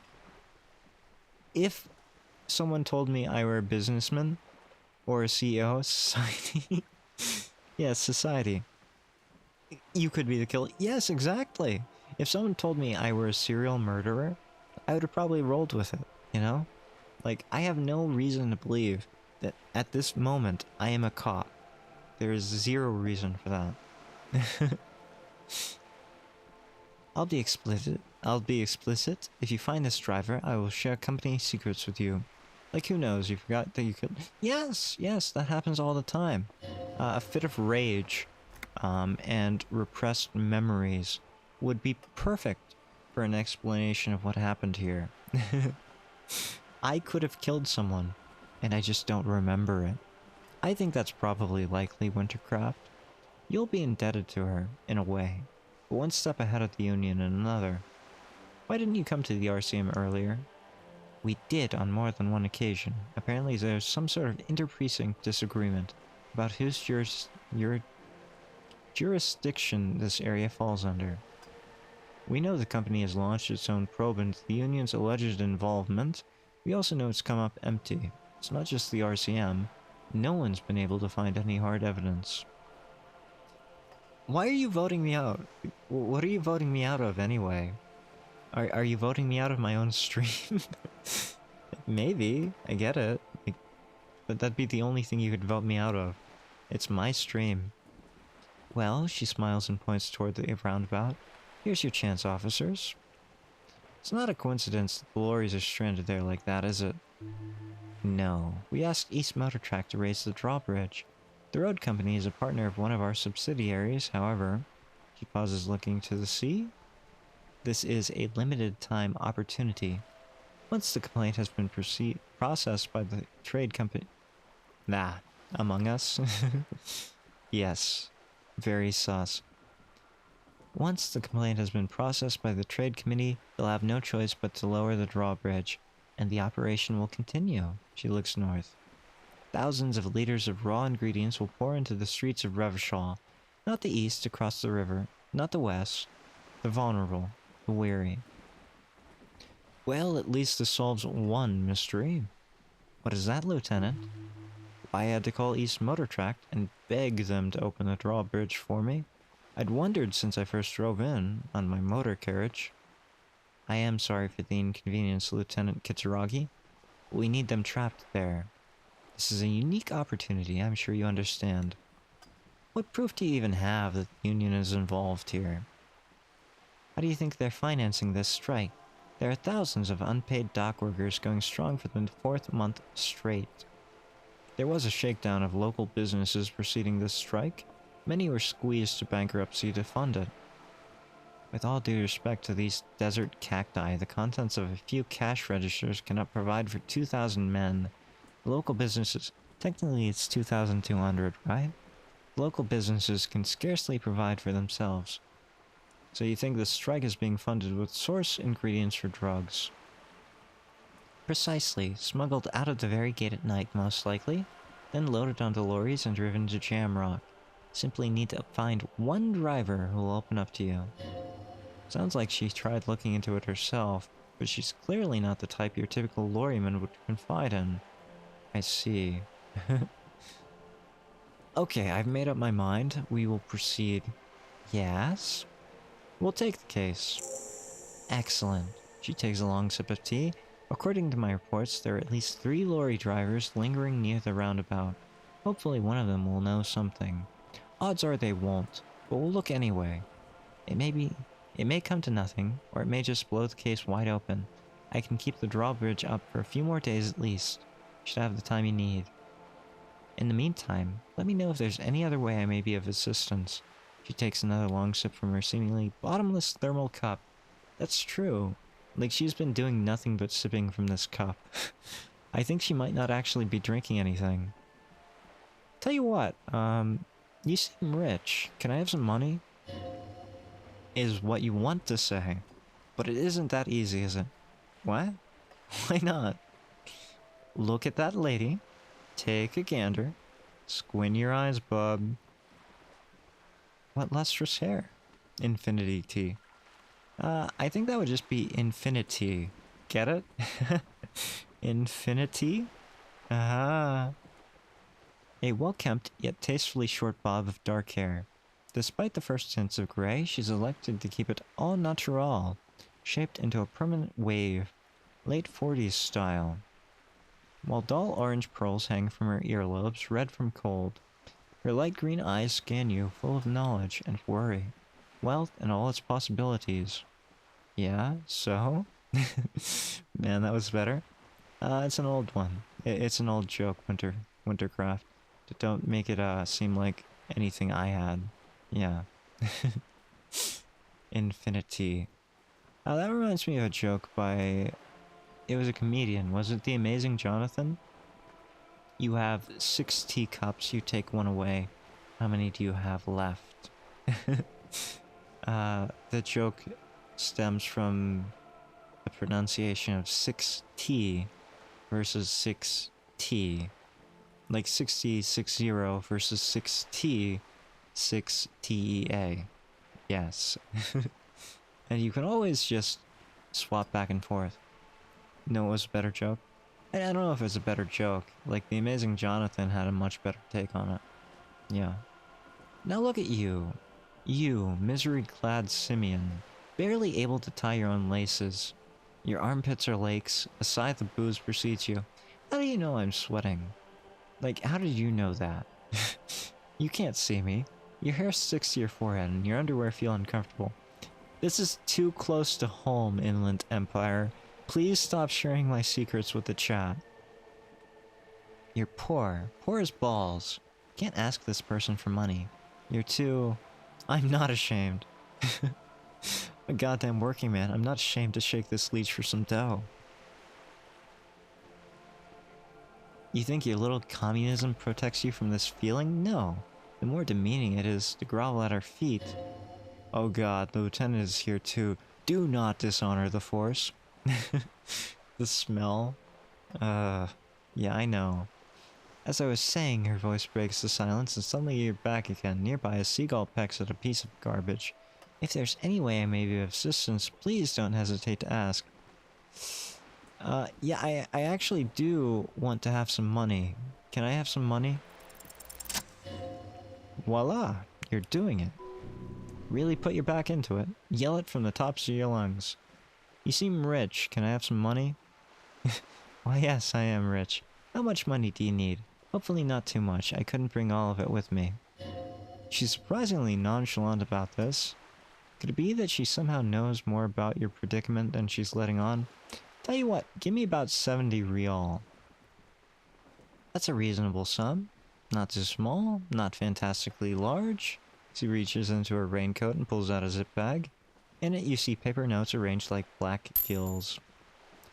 Boom! Just like that, we pay off our debts to Gart. She removes a few notes and hands them to you. The paper is cold and oily to the touch. Whoa, whoa. Did you see how easy that was? Ask her for more. Toot toot, train to Money Town. Can I have some more? This may seem like odd behavior for a police officer, ma'am, but it's a perfectly common side effect of his. He squints at you. Brain damage? Unusual medical episode. That too, yeah. It's alright, Lieutenant. The woman dips her fingers back into the bag.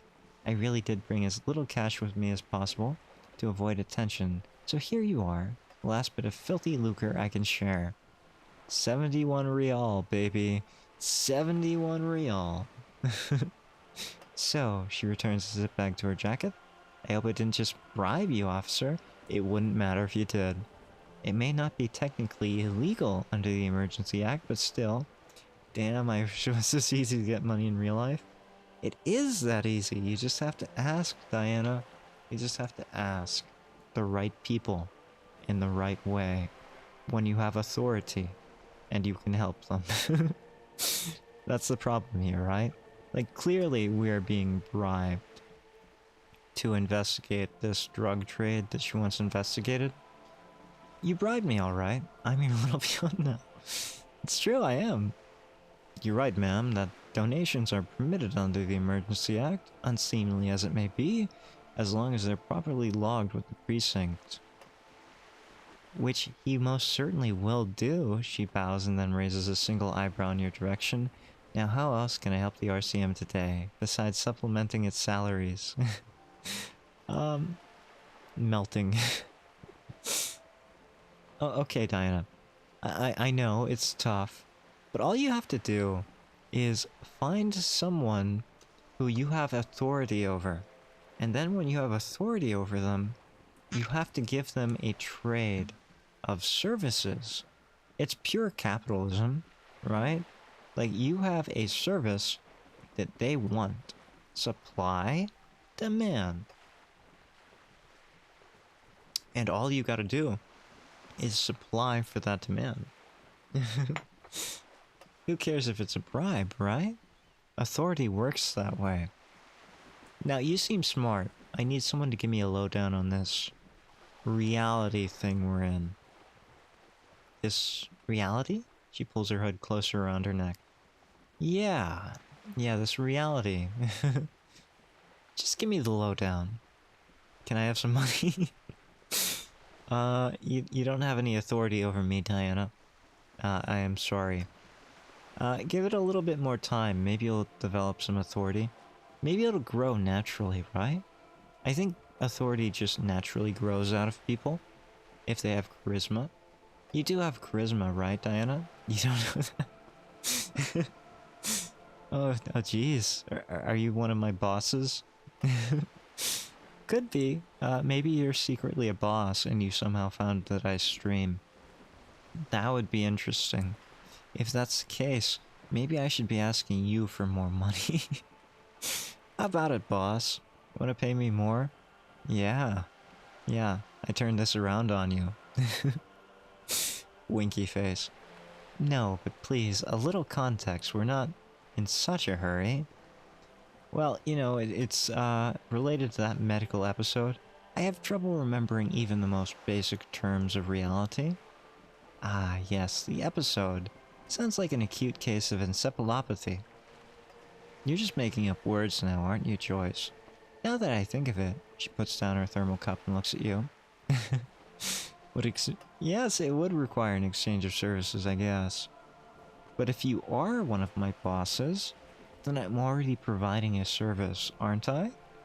So, why am I not getting supplied for my service? Don't be fazed, madam. He functions perfectly well. He only needs a lowdown on all of reality. Kim, I'm getting the sense that you're speaking ironically. But again, like, my brain is so broken at this point that I don't remember too well. We may be here a while then. She takes a long sip of tea. Ask away, officer. I'll help however I can. Alright, you're in. Begin with the first one. You'll appear worldly. Where are we? More money equals more services, theoretically. Well, isn't that the case, right? Like, there are people who say money can't buy you happiness. But, I don't think you can ever get happiness anyway. Like, happiness is a transitory state of emotion. And I don't think anything could actually get you that, other than random coincidences, right? We're in Martinez, baby. Baby, are you flirting with me? A casual term of endearment popular among the 50-plus crowd. It's a disco holdover. Pay it no heed. I'm a disco holdover myself. Ha! She smiles. Aren't we all? And what is Martinez? Martinez is a district of Revachol. She looks around, her green raincoat flapping in the wind. I wish I had a raincoat. Or pants on right now. A very small district tucked away near the industrial harbor, north of the 881 and Jamrock. You would be excused for not knowing about it. Unimportant, they say. Forgotten even. Shelled to smithereens during the revolution. She shrugs. Has its charms, just not in this time or year. Okay, that's Martinez. What's Revachol? Revachol? Revachol is what you call a city. And what is a city? Specifically a Revachol. The great kind. As if it's self-explanatory. Beyond patriotism, a fact. What makes Revachol great? History, detective? They built the city to resolve history. Our part in it, at least, our centuries. And who built this city? And was it built on rock and roll? The nations of the Occident, or migrant workers from Semenine and Ilamara, depending on your creed? Okay, I don't know what an Ilamara is. Sounds like a Gila monster. And will it resolve history? They say it's where the terrible questions of our time will be answered. The tensions are highest, the fault lines deepest. By that I mean conflicts. Ideological conflicts. The stuff of men. Why here? Why not elsewhere? We are standing on a fertile, self-sufficient island able to sustain up to 200 million people in the middle of the Insulindic Ocean. The world's connective tissue, she smiles. It's where the money is. I see. So we're on the periphery, basically nobody's. Speak for yourself, officer. I'm well known in certain parts. As the place? You're right. We are. She points across the water, where the skyscrapers rise. 22 kilometers from the center of the world. That soldering iron is the Bank of the World building. Bottom floors are Insercom, Coalition Government, Insulinden Mission Command. Look to the sea. Silence. She lowers her hand. The water, the light. It's as though you're seeing it for the first time. There is no recognition.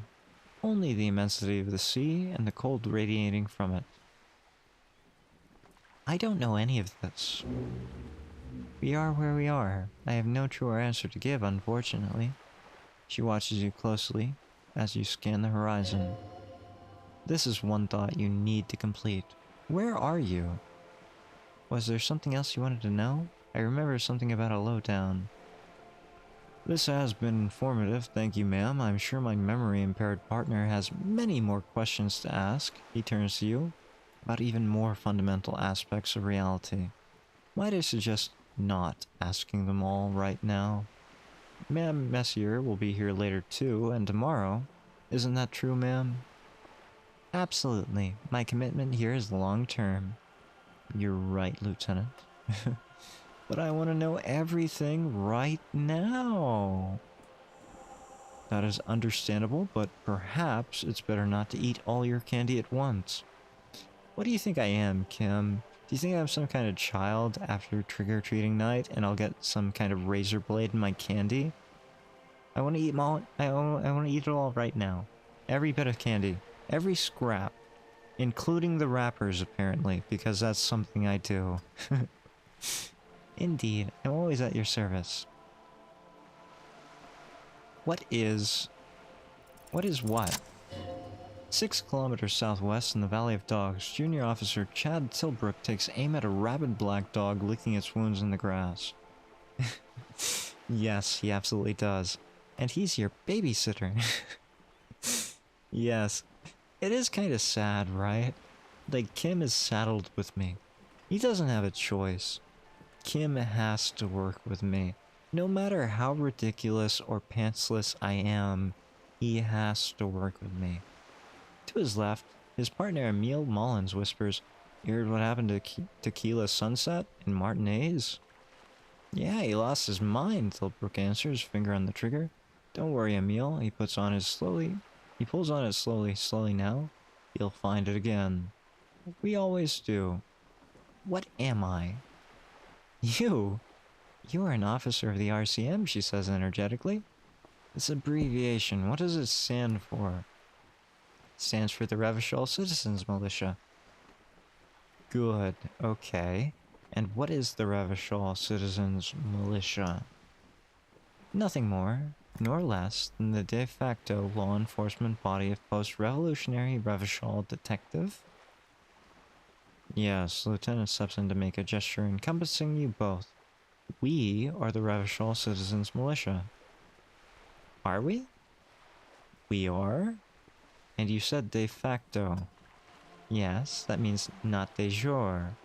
The RCM acts in what is poetically called the twilight of international law, both at the behest of the coalition government and to its chagrin." That's it for the who I am part then. Permit me to conclude with this. Who you are to me is the police, the only legitimate law enforcement authority in Revachol. It sounds like there's an illegitimate one, though. Can you tell me more about that? And if those authorities drink so hard they need help recalling the basic terms of reality, well, I am here to help. She bows and smiles. I'm sensing something here. Tell me about this acute encephalopathy. It's a neurological disorder caused by a lack of vitamin B in the brain. Symptoms include retrograde amnesia. It's quite serious. You should get yourself checked out. Yes, of course, it's the lack of vitamin B. It's probably what it is. She conveys it in short, cold bursts, trying not to invest too deeply in the condition of this doomed detective. What causes encephalopathy again?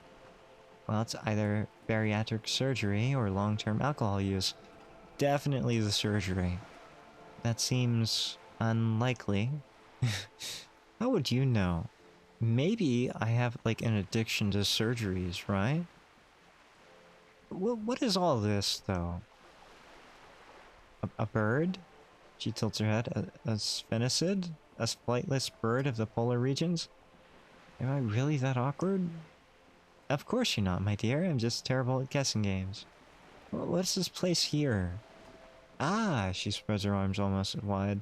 This is the pier of Rue de Saint Ghislaine, 33A, where the tenants have been kind enough to rent me a slot. Or two, she looks around. And what is Rue de Saint Ghislaine, 33A? A pre-revolutionary tenement. Old buildings are called tenements, you see, and new buildings, battlements, after les battlements nouveaux. With 33A and 33B are not nouveaux, they're old. She looks at you. She looks up at the crumbling facade. This one used to be 8 to 10 stories tall, a real high-rise by the standards of the last century, built to mirror the skyscrapers across the bay and the delta. That was before the war, of course.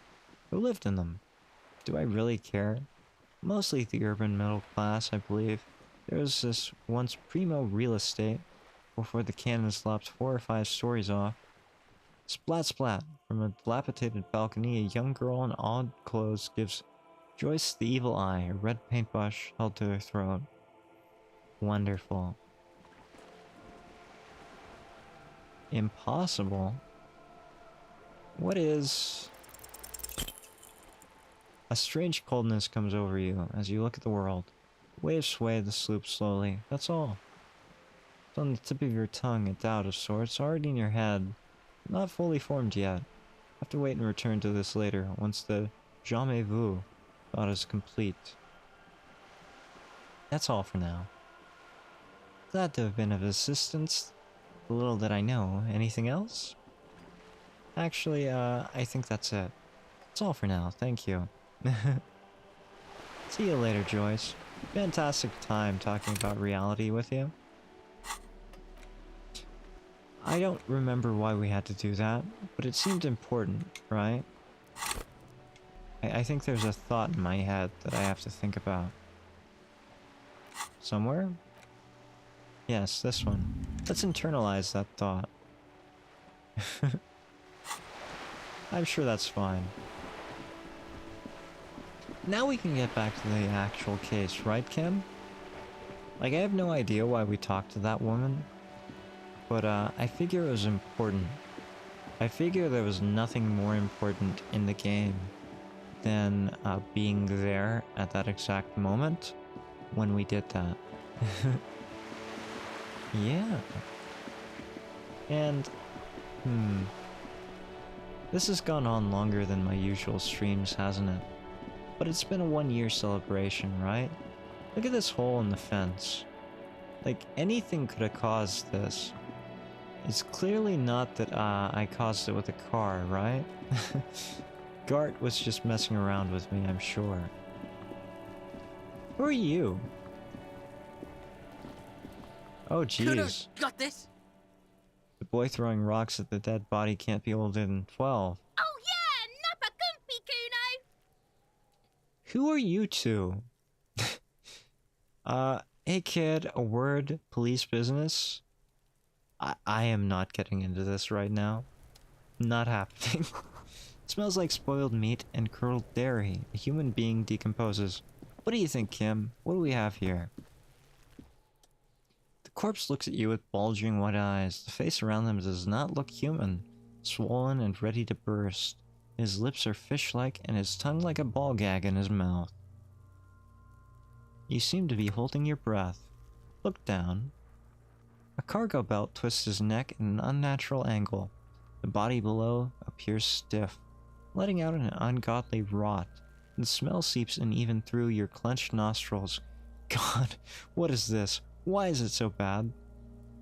Active decay. The lieutenant raises a white piece of linen to his nose. It's okay to throw up, officer. No one's judging. Why would you say I'd need to throw up? He's about to blow. Cop's gonna blow, Kuno. God, what is that? Let's give it a try. Let go of your nose without throwing up. And we fail. The smell is repulsive. It pushes in from your mouth. More instant and more familiar than anything you'd expected. More fever than odor. It fills your mind, flushing you from within. Try to walk away. It's okay, Kim. No, it's not. It's not okay. It's not okay, Kim. It's not okay. Ugh. Too late. It's impossible to keep it in. Your body curls and pushes it out, burst by burst, until a pool of vomit lies under your feet, and your throat stings from the stomach acid. Fucking corpse. Yeah, it's not my fault. Keep it. The lieutenant hands you a blue checkered handkerchief. Well, thank you, Kim. Thank you. You're a nice guy. The hangover is clearly making this worse for you. Could use some ammonia to clear your head. You think ammonia would help at this point? I'm already vomiting on the corpse. Might have been good for you. I'm sure most of the alcohol is out of my body. Any of it that was left in my stomach would not have been, well, removed from my being. Where do we get ammonia from? I don't need that shit, Kim. I'm a detective, right? Sure you do. You just threw up. A lot. Fine. Where do we get ammonia from? There's a frit nearby, east of the hostel. They usually have a small apothecary. If they don't, he points to the greenhouse. There's a greenhouse here, and a gardener with a wheelbarrow in the corner of the whirling in rags. If she works here, she might have something for the smell. What is that? Why is it so bad? Turn away, leave. Okay, who are you? Who are you and why are you throwing Kuno's rocks at the body? got this. The boy throwing rocks at the dead body can't be older than 12, Oh sure. yeah, nappa gumpy, Kuno! Yells the other kid behind the fence. Hey kid, a word. Police Right in the business. dick, Kuno! Get him right in the dick! Excuse me? Love it in the dick. Excuse me? What? Excuse me? The boy is swearing profusely. His eyes are like two black holes, and his jaw is twitching, as if trying to break free from the empire of his body. Stop using slurs at my crime scene. That's not how we do Can't it. talk, pig. Shit's coming up strong. Throwing rocks. Excuse me? Shit coming up strong. That sounds good. Joyous. You should hang out with this kid and see what that juicy shit is all about. Juicy what now? I mean drugs. The kid's on drugs. Yeah, Kuno! Ride the lightning, Kuno! What do you mean ride the Kuno's lightning? riding it, see? He wipes sweat from his brow and sends another rock flying. Rake, Kuno! What about the You rake? should throw the rake at him, Kuno! Don't throw the rake at my crime The scine. fuck? Does Kuno know what a rake is? Kuno's not a gardener. How do you not know what a rake is, Kuno? Kim, I'm at a loss here. Usually I'm the one that's insane at a crime scene. What's happening here? We shouldn't do anything. I don't tempt such forces. What forces? You will see. Don't be so cryptic about it. Hey kid, you wanna hang out? I'm not a narc. Fuck no. Kuno doesn't buy that shit. Fucking entrapment shit. Smart kid. Look, I have questions for you. Alright. Entertain the Kuno. Show me what you got. What you got there? What you got, huh? Show me what you got. I don't know what you ask.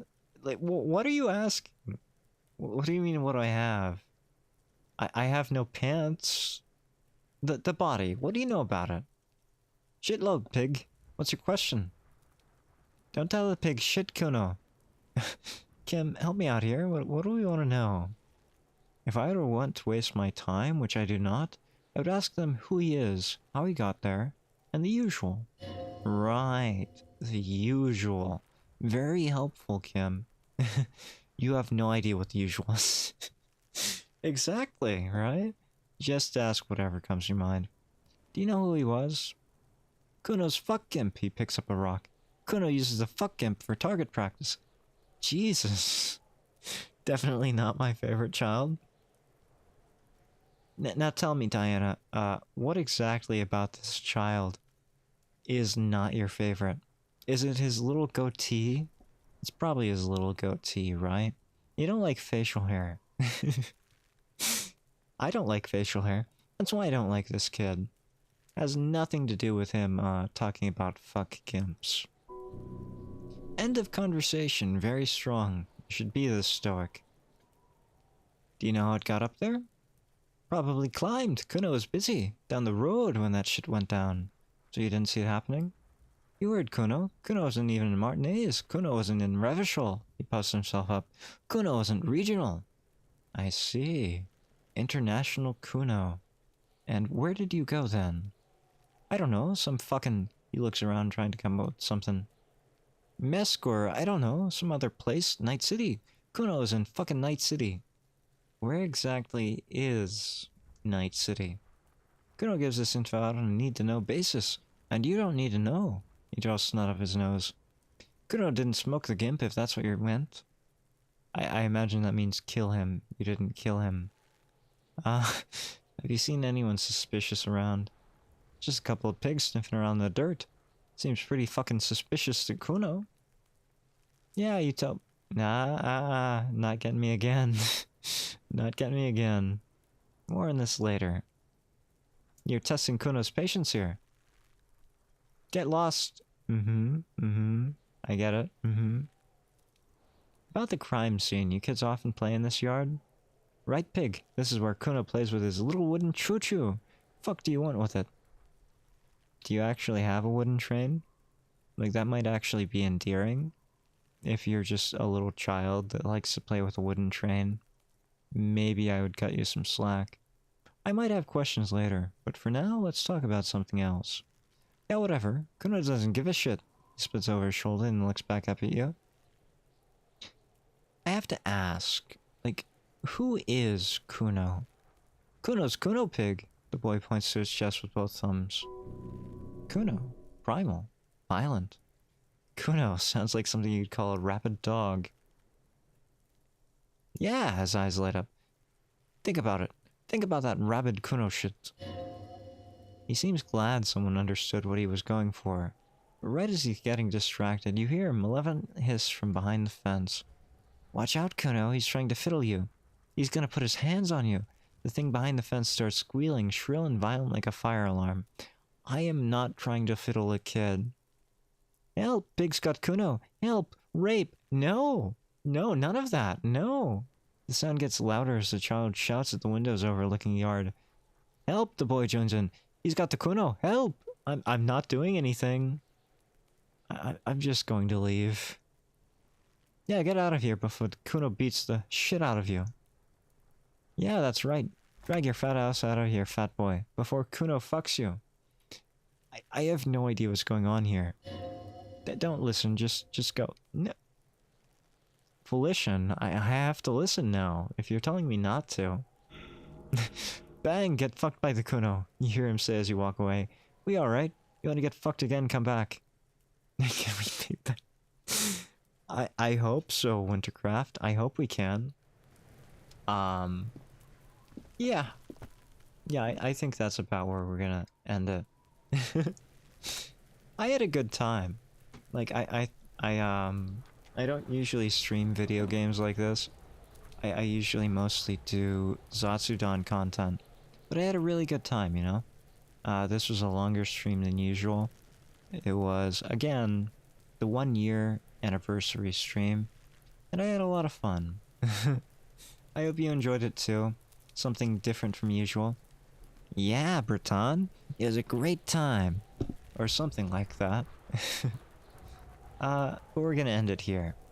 Yeah, I know it's a bit sudden, but it is 4 AM for me, so that's where it is. Maybe I'll play this again sometime.